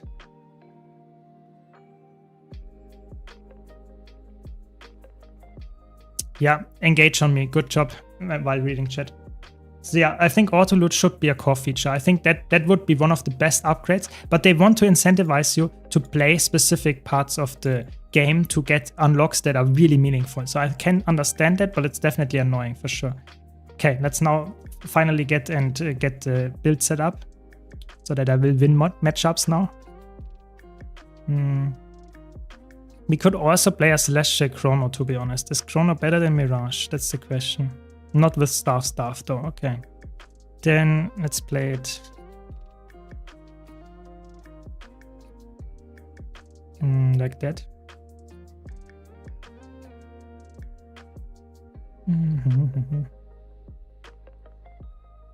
Let's try it like that. You're gonna sell a legendary to kickstart your account? Probably not. I will bind it because I want to really get the 0 to hero unlocked by getting my legendary from the Fractal Incursion event, you know, the legendary starter kit, and get the spear from that and bind it so that I can say I have now completed my goal on this account, my first one of getting legendary. That was the first goal. And then we can continue after the expansion dropped with another season. One of my biggest complaints is still missing information right inside the game. Good example are strikes. A new player will hear about them, see the LFG, but asked if they know how to join. Yeah, that's a really good point. I think we need more tutorials in the game, like stuff that can teach you how to complete or get into. That's probably even harder to understand for new players, how to get into that stuff, even if it's like, even if you know, or if you could clear it, you don't know how to get there. So for sure, like guaranteed that this is a good thing if they would give this to us. Yeah, I think they should do that with the core feature rework. Tutorials in the base game, or at least some kind of guidance to where to go when you reach level 80. Okay, this guy is invincible, so let's go to the... There is a Dolyak? No. Okay. Who does your beard? Your hairstylist? No, it's my... I do it myself. Yes, information is available, not really inside the game. Exactly.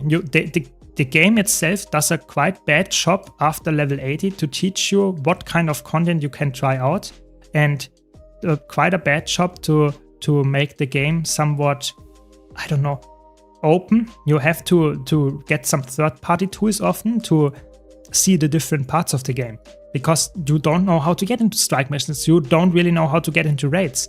It's like a sandbox game that doesn't tell you that you are in a sandbox and where the specific parts of the sandbox are and where they end.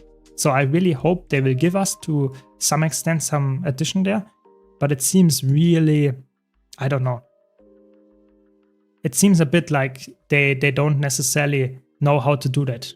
At least, otherwise they might have done it earlier. Nice, let me get it. Okay, they rallied. Welcome, Mason. Welcome. Let's get the kill here and hopefully we get the participation a bit higher.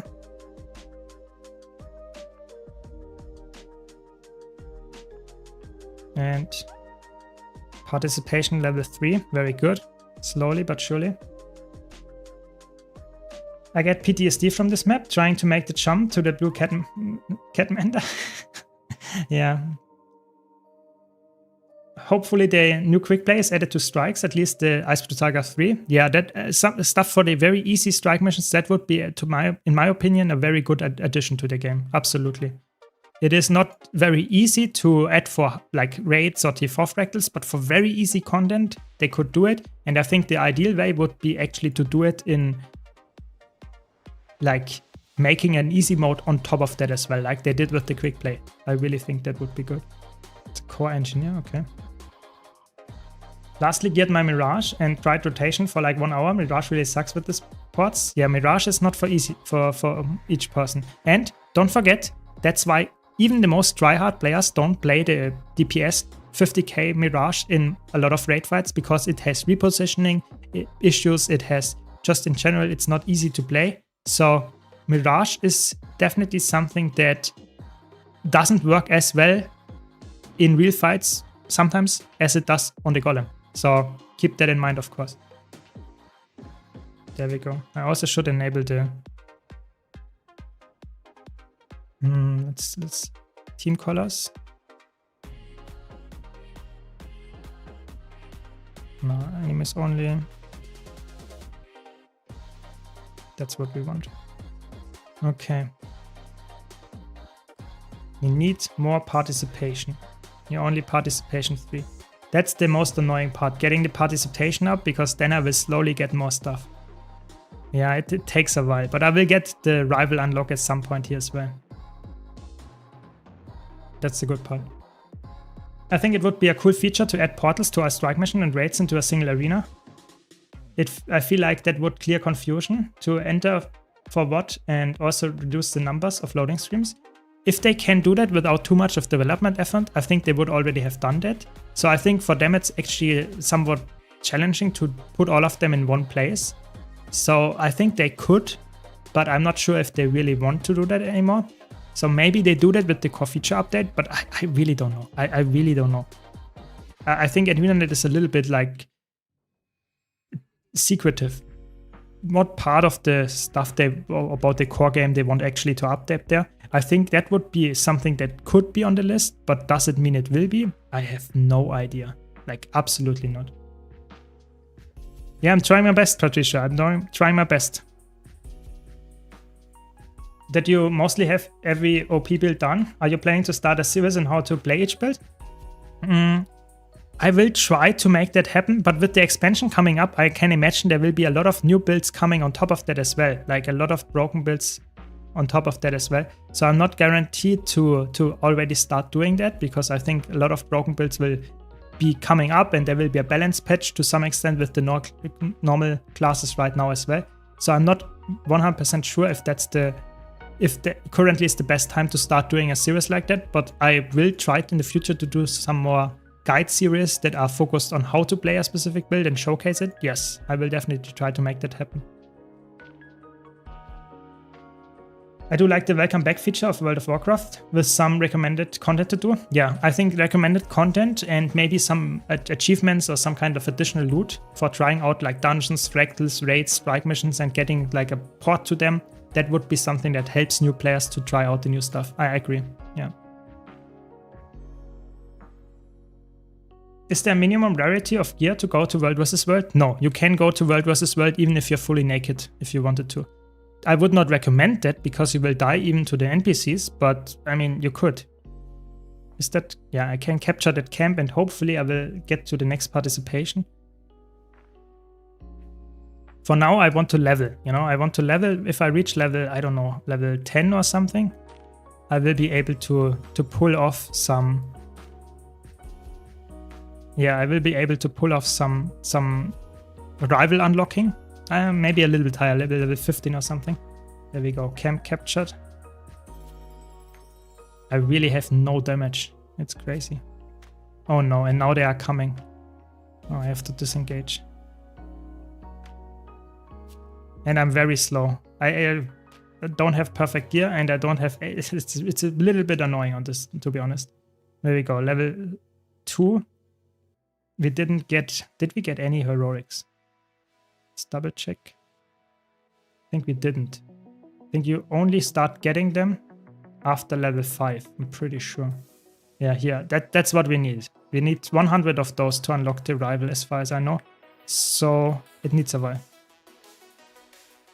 Oh my god, there comes the guy. It's a mech. Okay. I mean, for now they are focused on the harpy. That's good enough for me. Maybe we can get the kill though. There we go, get the harpy.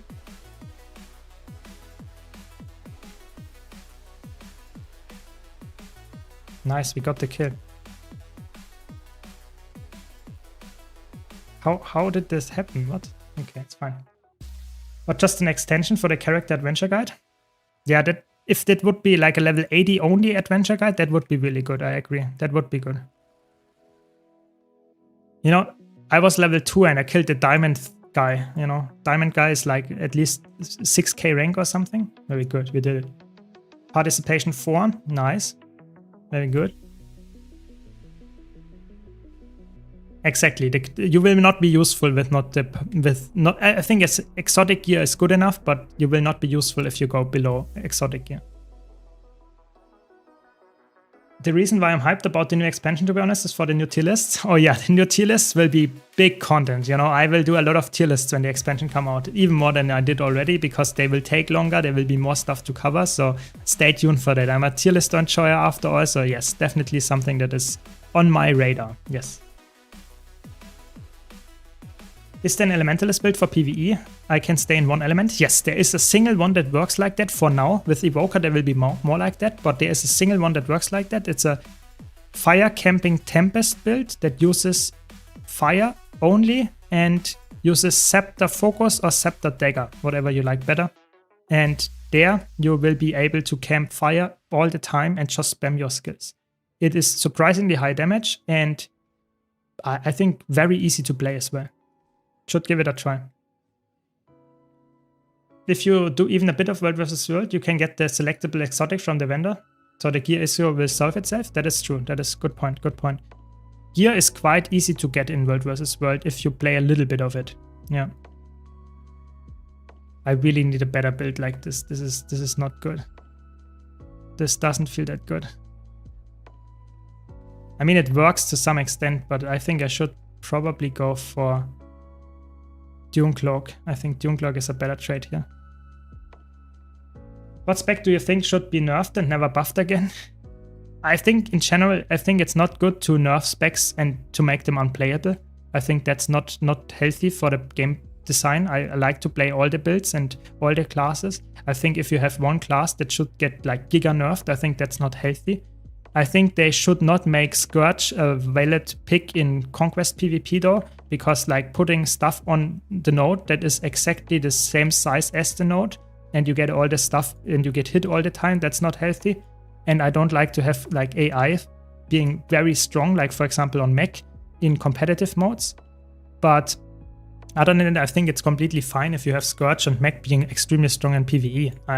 That's just like, I think it's balancing should be something that changes. It's like fluctuating. You have something good, and then next time it's a little bit worse, then you have something that's really good. I think that's way more important than having something that is like annoying to fight against being really bad all the time. I really think so. That might be someone that plays all the classes and modes. That might be an opinion of someone like that, but I think everyone would agree that it's better to have all builds being somewhat playable than having a build that is just horrible because it might be annoying to some extent. I think that's not good. If you are good at SPVP, you will do great at roaming. Typically, yeah. If you have the gear to some extent, if you have exotic gear and you have like the class unlocked and stuff, yeah, you will be doing quite good in roaming as well.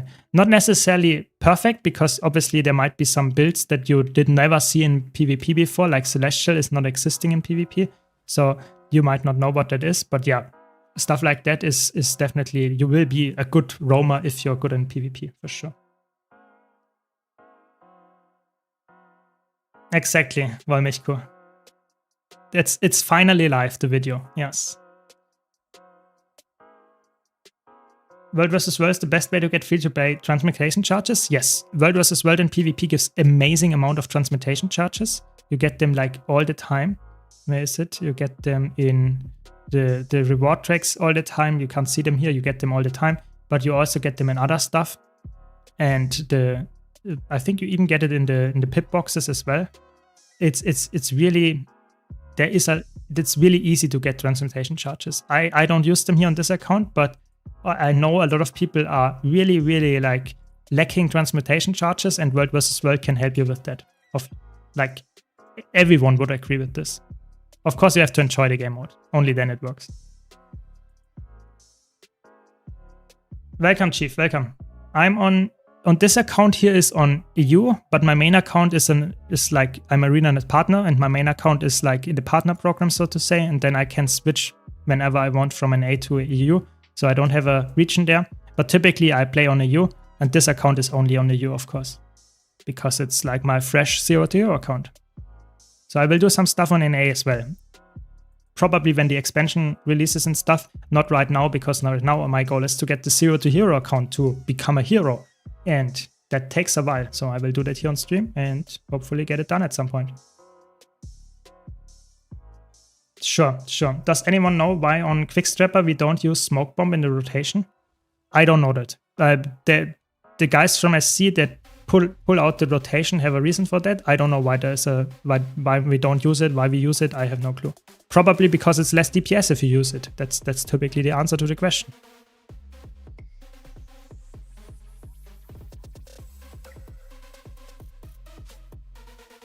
That's how it goes. I don't know all the rotations by heart. So if you have a rotation specific question, I can give you a specific like tip or where to look, but I can't tell you all the rotations, how to perfectly do it and stuff. I don't know all of them by heart. To look like a hero, you need transmutation charges. That might be true. That might be true. So maybe in the final episode of the season, we change the skins. Yeah. When I got my legendary, I will change for the first time the skins of my character. Maybe, yeah. Nice, level 3. And we got our first pip reward. Very good, after like 10 minutes of playing or something. No, probably longer. 20 minutes of World vs. World gameplay. Very good. No, we got actually 2 already. Very good. So, did we get anything yet? I think we did not. Yeah, we need those from the rank up chests. We don't have those yet, sad. But we will get there. Skirmish tickets, okay. More skirmish tickets, okay. Yeah, we will get there.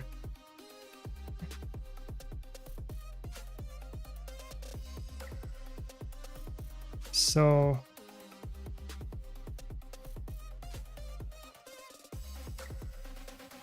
yeah, Mirage is really slow for clearing camps, but I don't have a better option. The problem is not that I have Chronomancer unlocked, but I don't have any other weapons than Staff. Like I have Staff, and I have a rival, but I don't want to use a rival. It's even worse than that. So for now, I will have to play Staff Mirage to clear camps and play a little bit of World vs. World. Will be a little bit painful, but you can see I already won 1-on-1s with it, so it's not a bad build. But it might not be the fastest camp clearing build, that is true. And I also don't have to play World vs. World like for the next 10 weeks. I will just play it for a little bit until I reach, I think, like rank 15 or something should be good enough. Maybe like a little bit higher in World vs. World, and we need to get the Gift of Battle. Those 2 things are like the main goals. And I'm already at like participation 5, so that means 1 more thing up, level up, and then I will be able to get the highest amount of like progress, which is quite potent. So I will get through the Gift of Battle reward pack with a decentable pace. Not the fastest, of course, but decent. And that's the only thing I want. And then we are almost good to go. We have like only gold necessary, like almost. Like there are some exceptions. We need some more spirit shards and a little bit more karma, I think. But then we have everything for the legendary already set up. The only thing that we don't have set up yet is obviously like gold. So we will go to a like gold grind mode, so to say.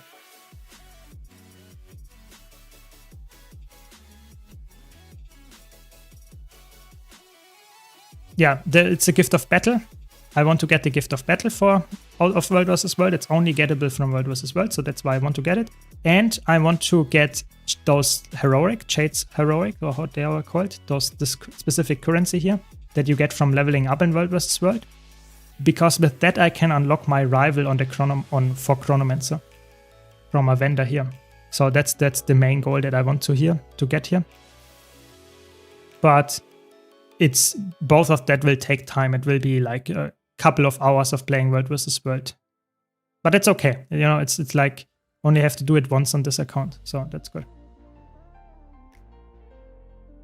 Yeah, there are some boosters. I can also use them. But I'm not sure if I want to use my boosters right now or if I want to keep them for later. Because maybe later there will be a Cirque or something and I get way more experience by using the booster than now. So I'm not completely sure, and this account obviously is very, very, very like low level amount of boosters. I have like 2 birthday boosters or something, 1 hour birthday boosters. So they will be gone in no time, and I'm not sure if I should waste them right now or if I should wait to get something else. Nice, we got a good item to sell. Very good, another one. get some gold out of that. Wait, that's actually quite expensive. Very good. And I guess let's go to the other one. Playing Guild Wars 2, I was surprised how much damage rotations actually matter. Pressing buttons, 7k DPS, rotations, 40k DPS. Yeah, and that's what a new player might not understand at first. They think, oh, I'm pressing my buttons, you know, I have all my cooldowns up or like used. So I have to deal a lot of damage. Sadly, that's not really the case. And Guild Wars 2, yes, it might be that some builds are just spamming the buttons and you deal good damage. For example, Rival Mech, yeah, you will reach 35k DPS by just pressing your buttons like almost randomly. But if you are playing like a Condition Mirage or any build that has a strict rotation to it, or better example would be like a classic full DPS Dragon Hunter build. Yeah, if you want to play that one, you really want to focus on getting all your burst while you have the enemy tethered with your spear, stuff like that. So it definitely matters. It definitely does. So in that regard, I think Guild Wars 2 is very unique in a positive or negative way, whatever you think about that. Yeah. That is true. I might have all the boosters because I've never used them, but I'm not sure if it's like the best thing to... I will get some delay. Oh my god, he double dodged. It's unlucky. Nice. 14 confusion stacks. Let's do a port stomp, you know, swag. Very good. Yeah, maybe I should use some boosters, I guess. My experience is that if I try to save them, they will just end up gathering dust in my bank. That is true. And I don't have that much bank space anyway, so I guess that's actually a fair point. Maybe I should just use them. I hope someone else drops some food as well for me. That would be nice. I can also get a... No, it's... Why do they not have Berserker stats in here? That's insane. Okay. Yeah, maybe we will have to use the boosters, I guess. I can use some of that food, I guess, and... to go to a vendor at some point. We can also get the World vs. World weekly achievements. You can see that's what I'm doing. If you do 3 of them, you get 4 gold from here. If you get all 6 of them out of the 10 or 8 that you have here, you get 4 gold on top of that. So it's very, very easy to do them. We will do that hopefully at some point as well. Maybe 2 more ruins. That's quite easy to do. And I also want to clear my inventory. Sitting on around 400 teleports to friend and still use waypoints and mounts to get there? Yeah, I know that problem. But if you are on a new account, then you really want to be careful what you use and what you don't use. I think if you're a veteran then, or have like hundreds of hours played on an account, then it might be different. But you can... I don't even have the boosts here. I have them on my second character. Okay, that's okay. Then I will use the World vs. World mini boost. They only are for 15 minutes, but if I know that there's, for example, I capture Stone Mist Castle or something, then I will get a big boost, so I will keep that on. And other than that, I will, I guess, just sell my chunk. And not to this guy, I guess. And not to this one. Come on, just give me some merchant where I can sell stuff. Yeah, there we go. Very good. Way cleaner. And we can also open a chest. Nice, this is an expensive one. Very good. And don't need that. We can open a blackline chest. You know, wish me luck. It's like the 10th on this account or something. Yep, nothing. Who would have thought? Who would have thought? But we get some more gold, I guess. I guess that's good enough. How many gifts of battle do you need for legendary? So for one legendary, you need 1 gift of battle. So that means I will only have to do this reward track once for this specific legendary that I want to craft. I'm slowly getting there. It takes a while without the full participation, with the slow progress that you get. You could also purchase for the Ascended Amulet. If I had that, you could also purchase an enrichment. But I don't have, first of all, an Ascended Amulet, and second of all, I don't have the currency to purchase this enrichment. But at some point, I will do that as well, of course. So I need 1 per legendary. Yeah, I'm always trying to be in optimization mode. That's just my mindset. I'm very sorry about that, but I'm always like trying to optimize. Yeah.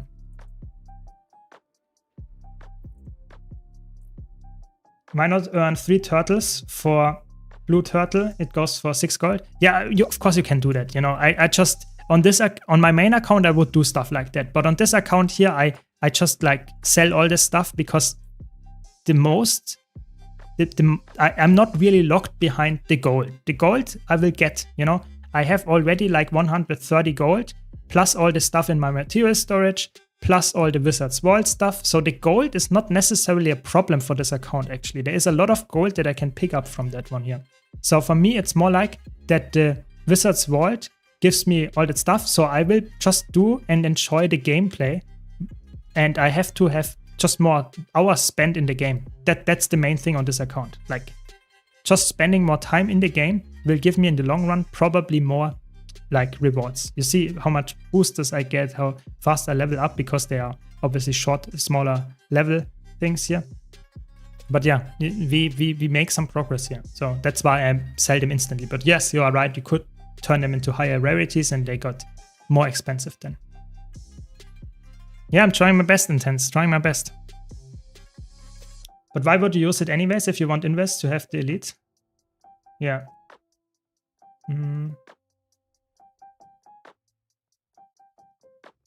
It should be saying drops enabled, isn't it? I mean, I have the exclamation mark drops, so people should know it's drops. Yeah, drops are there, and drops are working.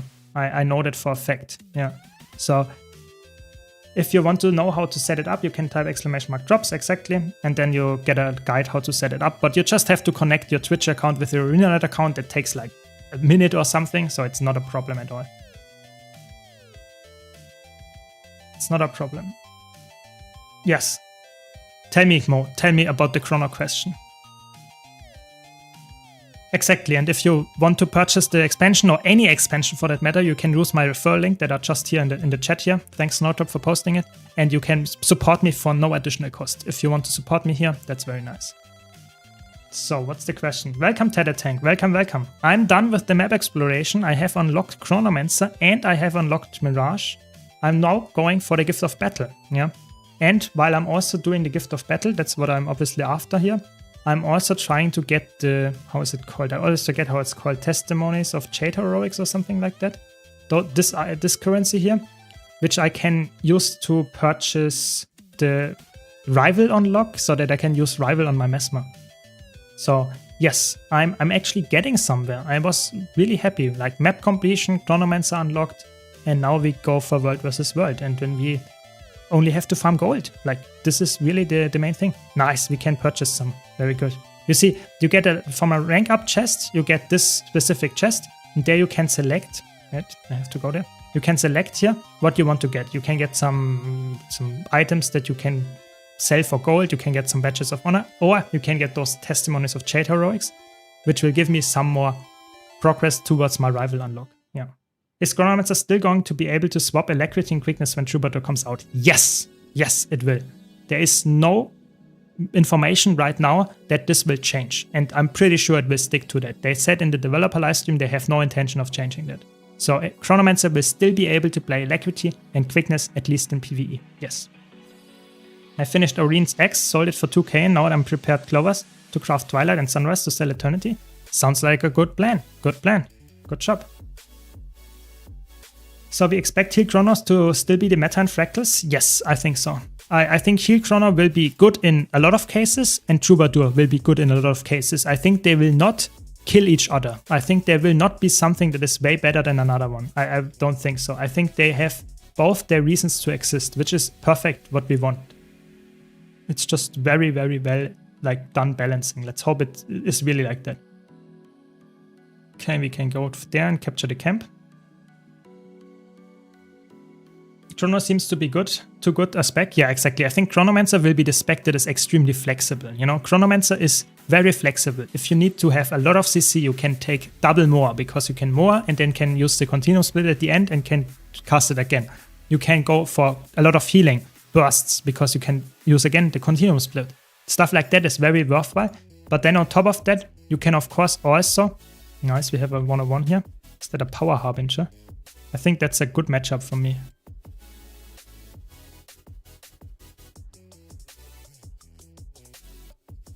The confusion is killing this guy. It's good. Oh, they used the lead scale. No, I don't have that much left anymore. I will catch up and check in a second. I just want to not die here, I guess.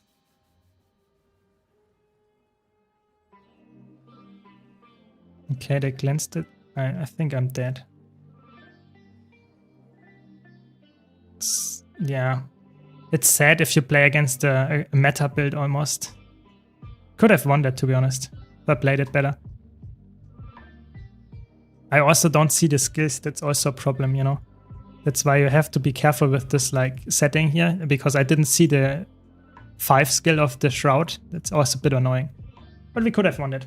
Okay, back to this. Yes, this is a new account. I started from scratch. I wanted to have a new player experience, and I tried to get Legendary before the expansion comes out. Already quite far. Yeah, exactly. You will not be double more with Troubadour, especially because, don't forget, Troubadour will... The most unique selling point about Troubadour is that you have the invulnerability share. And it's on the elite skill slot. So a Troubadour will not only have no continuum splits, so can't double more, but if you take the invulnerability, you cannot take any more, so that you lose like double the amount of CC then. So this is like quite drastic. But I think Troubadour still has a spot because it has amazing boon extension. It has amazing barrier uptime, a lot of healing output. So Troubadour will be like very useful in the parts where Chronomancer might not be as useful. So I think they are like perfectly like synergizing with each other. So if you want to be the perfect healer, just go for Mesmer. You will have the perfect healing spec then. I'm not joking. So I really think so, yeah. Yeah, so the goal is to get a Legendary before the expansion comes out on a new account and just go and get everything from scratch, explain how it works.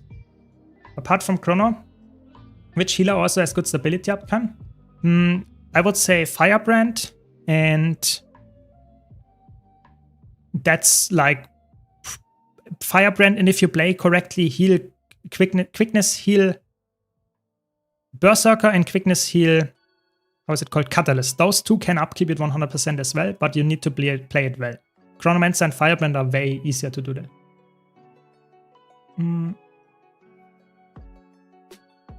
I currently have a very toxic goal. I wanna run away for Halloween and either craft Night Fury skin or just buy it cheaper during the event. Is it the only thing that resembles an infusion that I like? It's not an infusion. Yeah, I think Night Fury is definitely a cool skin. I have it, of course, as well on my main account, and I would say it's probably like for me personally, I would say waiting for Halloween is probably the smarter choice. Why? Because a lot of the stuff that you will want to get the unlocks for the achievement and stuff is requiring you to get some Halloween only loot. Yeah, and this loot you can purchase now from the trading post, but you might not be able to get it because people will not sell it right now because they will not get it. So I would say waiting for Halloween is probably the smartest way to do it. But yeah, it will take, either way, it will take some gold away. It's after all a gold sink, mostly. Exactly, it should even be lower during Halloween. Good point. So how much time do you have before the expansion comes out? 38 days. 38 days. October 28th. That's the expansion drop. So I have a little bit more time and I'm making some good progress here. I leveled my character, I'm done with the map completion. I trying now to get through the fractals and get all the ascended gear equipped. So I'm getting there, but it takes a bit.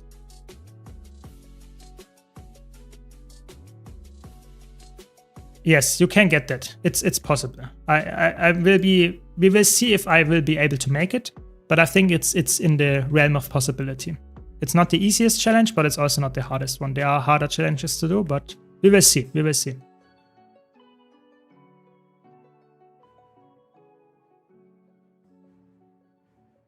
I mean, I'm already like quite far. You know, I have like half of the legendary in my bank almost because of the legendary starter kit. I have 130 gold here. I have some in my material storage, and I have not purchased any of the gold from the Wizard's Vault that I can also use. So there is a lot of stuff that I will get unlocked after even though I don't have as much gold in my wallet yet. But you don't need that much gold for legendaries if you have the starter kits already.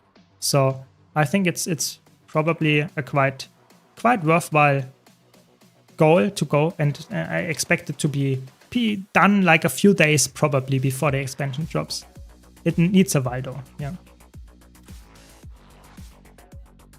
Yeah, of course, it depends on the legendary that you're going for. It depends on the legendary. But I'm going for Generation 1 where I can use the starter kits. Firebrand seems fun. It's huge toolkit, but seems a bit more challenging due to the positional requirements. Exactly. Firebrand is very fun spec, very strong spec in all game modes, but it requires you to be way better than on other supporters to achieve the same goal.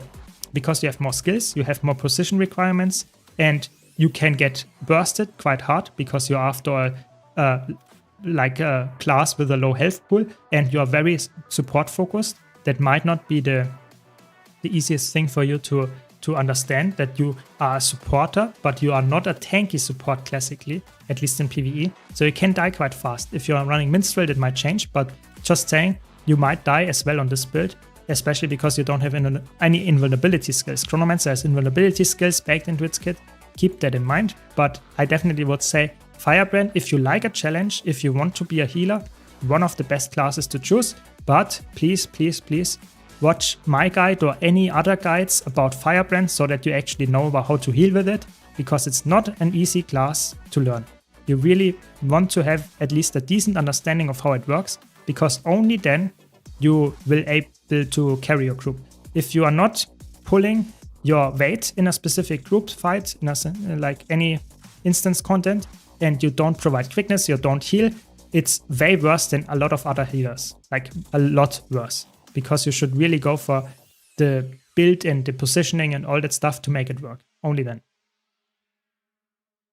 The legendary starter kit there is one in the Wizard's World where you can just purchase it here and you get like, let's say 30 to 40% of a legendary, and you get, so to say, the incentive to play and get more loot for the legendary and then get the full legendary as well. And you get a second one currently with the Fractal Rush event, Fractal Incursion event, where you get an universal key. So you can get any Generation 1 legendary that is not Eternity. You can get the starter kit there as well.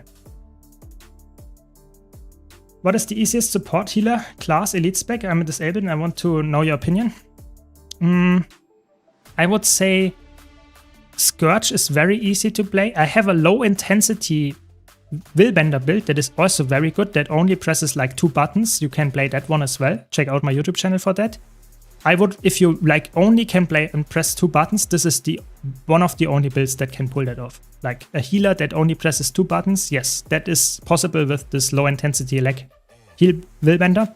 But if you can press a little bit more buttons, then I would say going for Scourge is a good option, or going for Heal Chronomancer that camps Rival is a good option, stuff like that. But I think those 3 builds are probably the only ones that are worth considering that they are, because most healers are somewhat like, I wouldn't say spammy, but they are requiring you to use more skills, because only then they pull off their full arsenal. Because understand that a healer provides healing, boons, CC, and all that stuff, and that needs a lot of different buttons. If everything would be in one button, that would be a broken build, and that doesn't really exist in that way.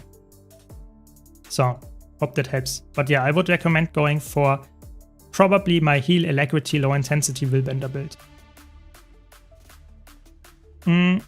I will not use that much raid currency. I will see if I use any raid currency, but we will have to see if that's even necessary. Probably I don't even have to use any raid currency for the legendary that is.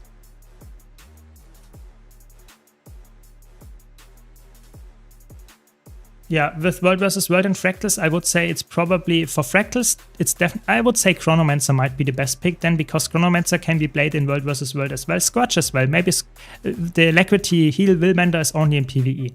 So if you want to play World vs. World, I would say Chronomancer or Scourge. Both of them have a high skill ceiling, but a low skill floor, so you can actually get into them quite easily. So now we are at the normal rank up, 5k reward experience required to level up, so it takes a while.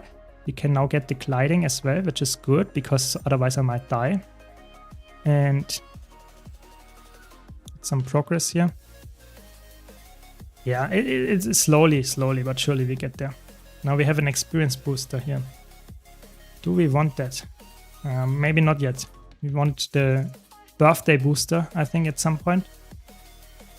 Yeah, to get more reward track gain.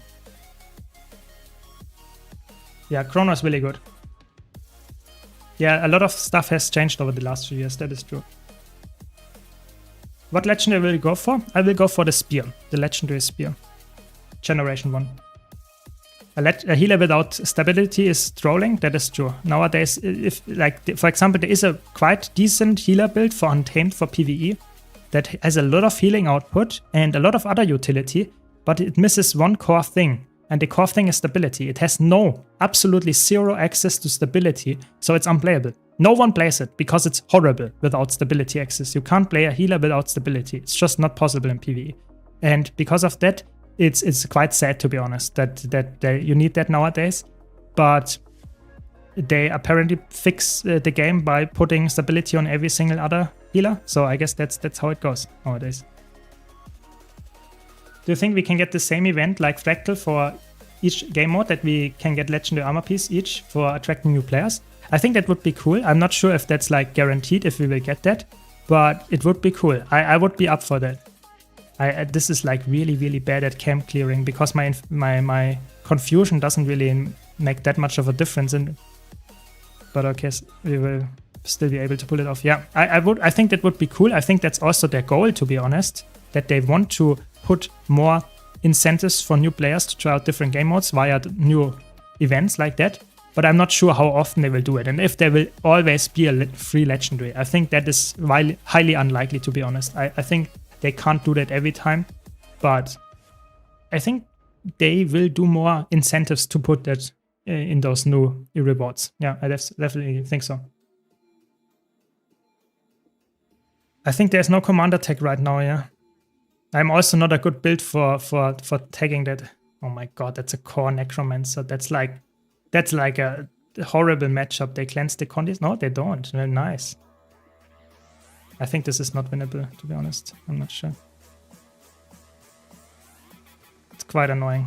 Everyone is playing core necromancer. It's so bad. It's so bad.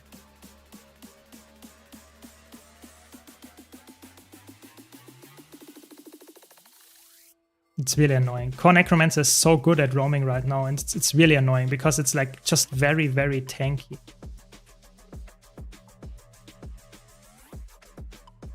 Yeah. I don't know.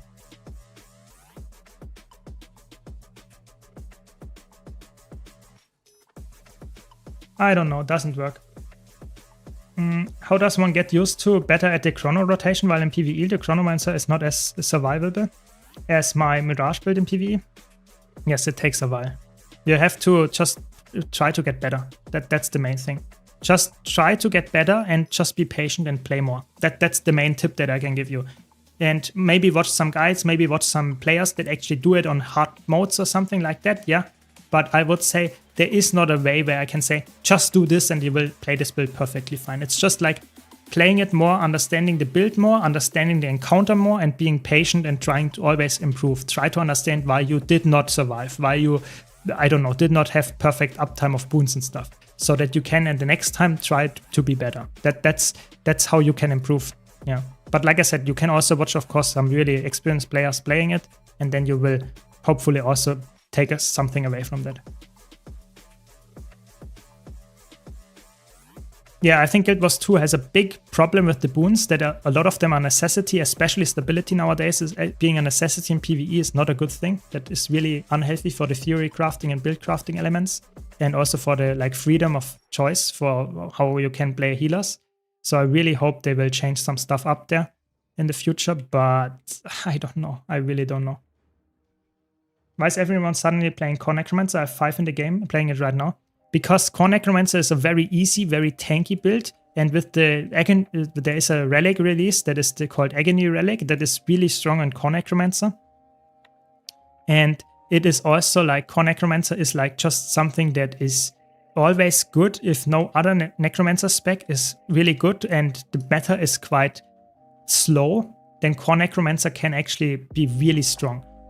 And that is currently the case. So Core Necromancer in PvP and in World vs. World roaming is just a straight up very strong pick right now. I hope that will change to some extent because I don't really like fighting it. It's just an annoying tank and does a lot of condis, but what can I do? Yeah, it's true. Maybe we have to do a second character and play with that world versus world then. Maybe, yeah. Yeah, Celestial is nerfed in world versus world. That is correct. It is still very good, don't get me wrong, but you don't get any boon duration. So if you look at my boon duration, it's 0, even though I'm running Celestial, because I don't get boon duration or expertise here. But it's the only gear that I have access to, so I'm playing it right now. But yeah, you're correct. It's not the best gear specifically to run on all roaming builds. It can still be worthwhile on some of them, but it's not always the best choice.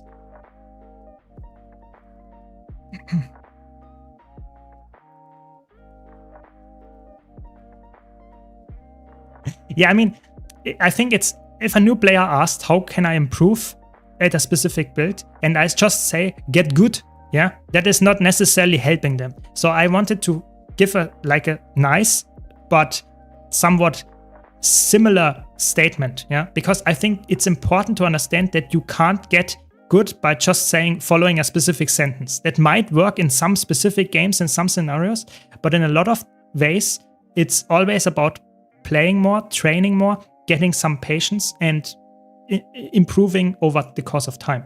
And I think that's good. That's how you want to get better. You don't want to have a sudden skill spike by having a specific knowledge. I think that is not nearly as good as having something just getting slowly better at your class, at your combat, at the content that you're doing. I think that takes time, and at some point you will get there.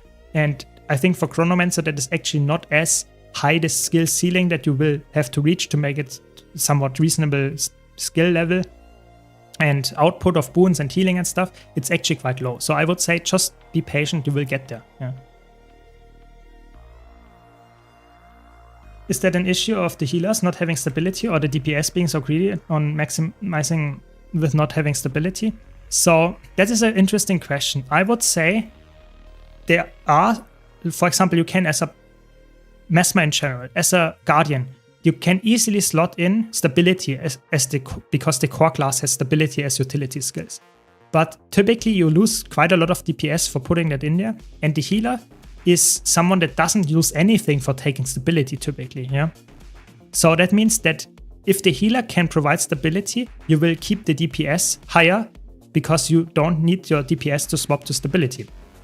And if the healer cannot provide stability at all, you are reliant, really dependent on your DPS players to swap to stability. And in puck groups specifically, this is not a very good thing to be. You want to be, as the healer, as flexible as possible to fill the niches or the roles that your party does not have.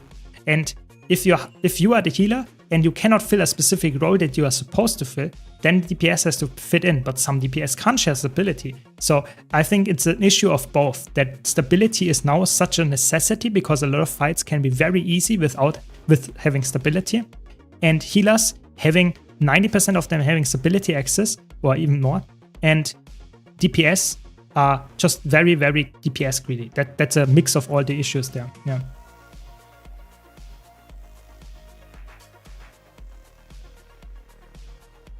Yeah, lifesteal tanking is better. That is true. That is so weird. There's a lot of weird stuff in Guild Wars 2 PvP, but this is one of the weirdest things. I agree. Playing a pure Circle Elementalist will up your dodge game. That is true. The only class I haven't made yet is a Necromancer. Wanted to save easy mode for last. Yeah, Necromancer is an easy class in Guild Wars 2 for the most part. There is still some high skill ceiling, so if you want to master, for example, Power Harbinger or something, that takes a while.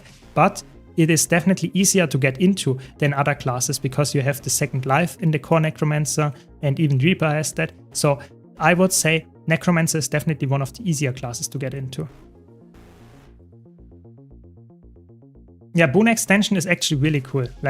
I think Boon Extension is something that Troubadour has, Chronomancer has. There will be elite specs that play that quite nicely. So Boon Extension can be a way to make stability not as important anymore, to have permanent stability uptime, because you have a supporter that actually does Boon Extension, so the stability will last longer.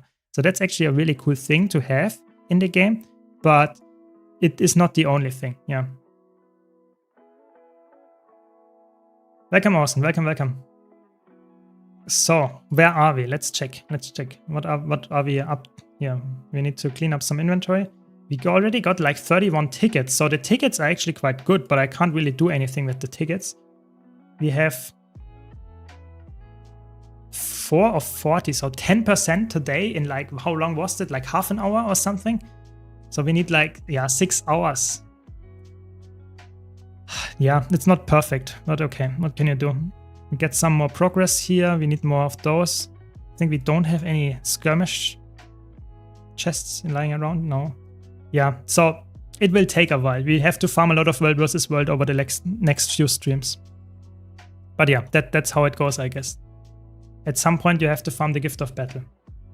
Yeah, exactly. Signet of Inspiration is such a cool skill. It's really, really is. Yeah. What content you are doing right now and how it benefits you? So I'm currently playing World vs. World, which is like the open world PvP.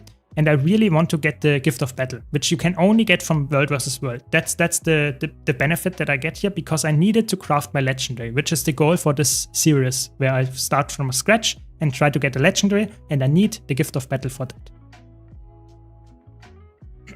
So I think that's also the end of today's stream. Let's answer some more questions, and then let's call it a day.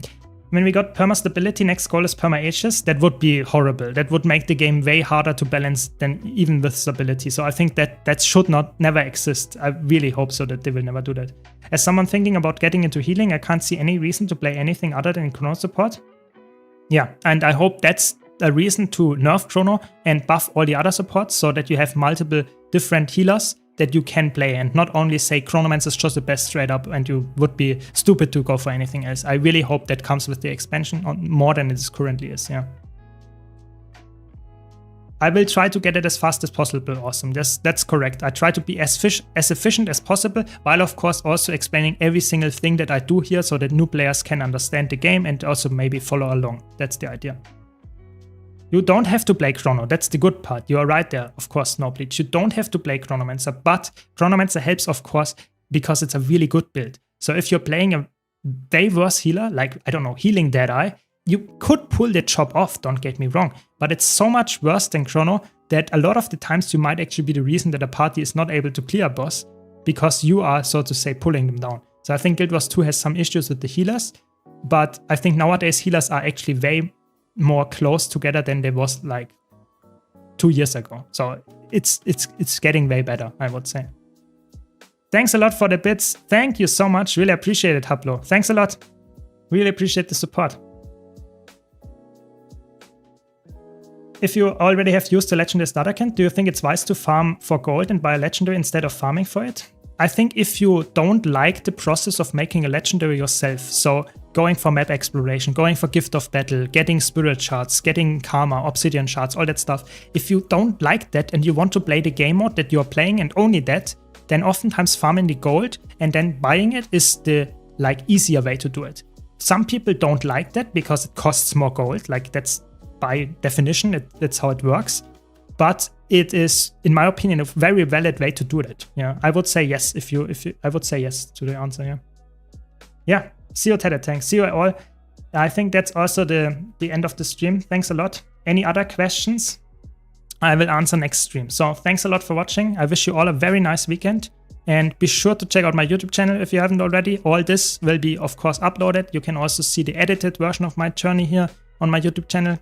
And yeah, thanks a lot for watching. And have a nice day. Thanks for your support. And take care.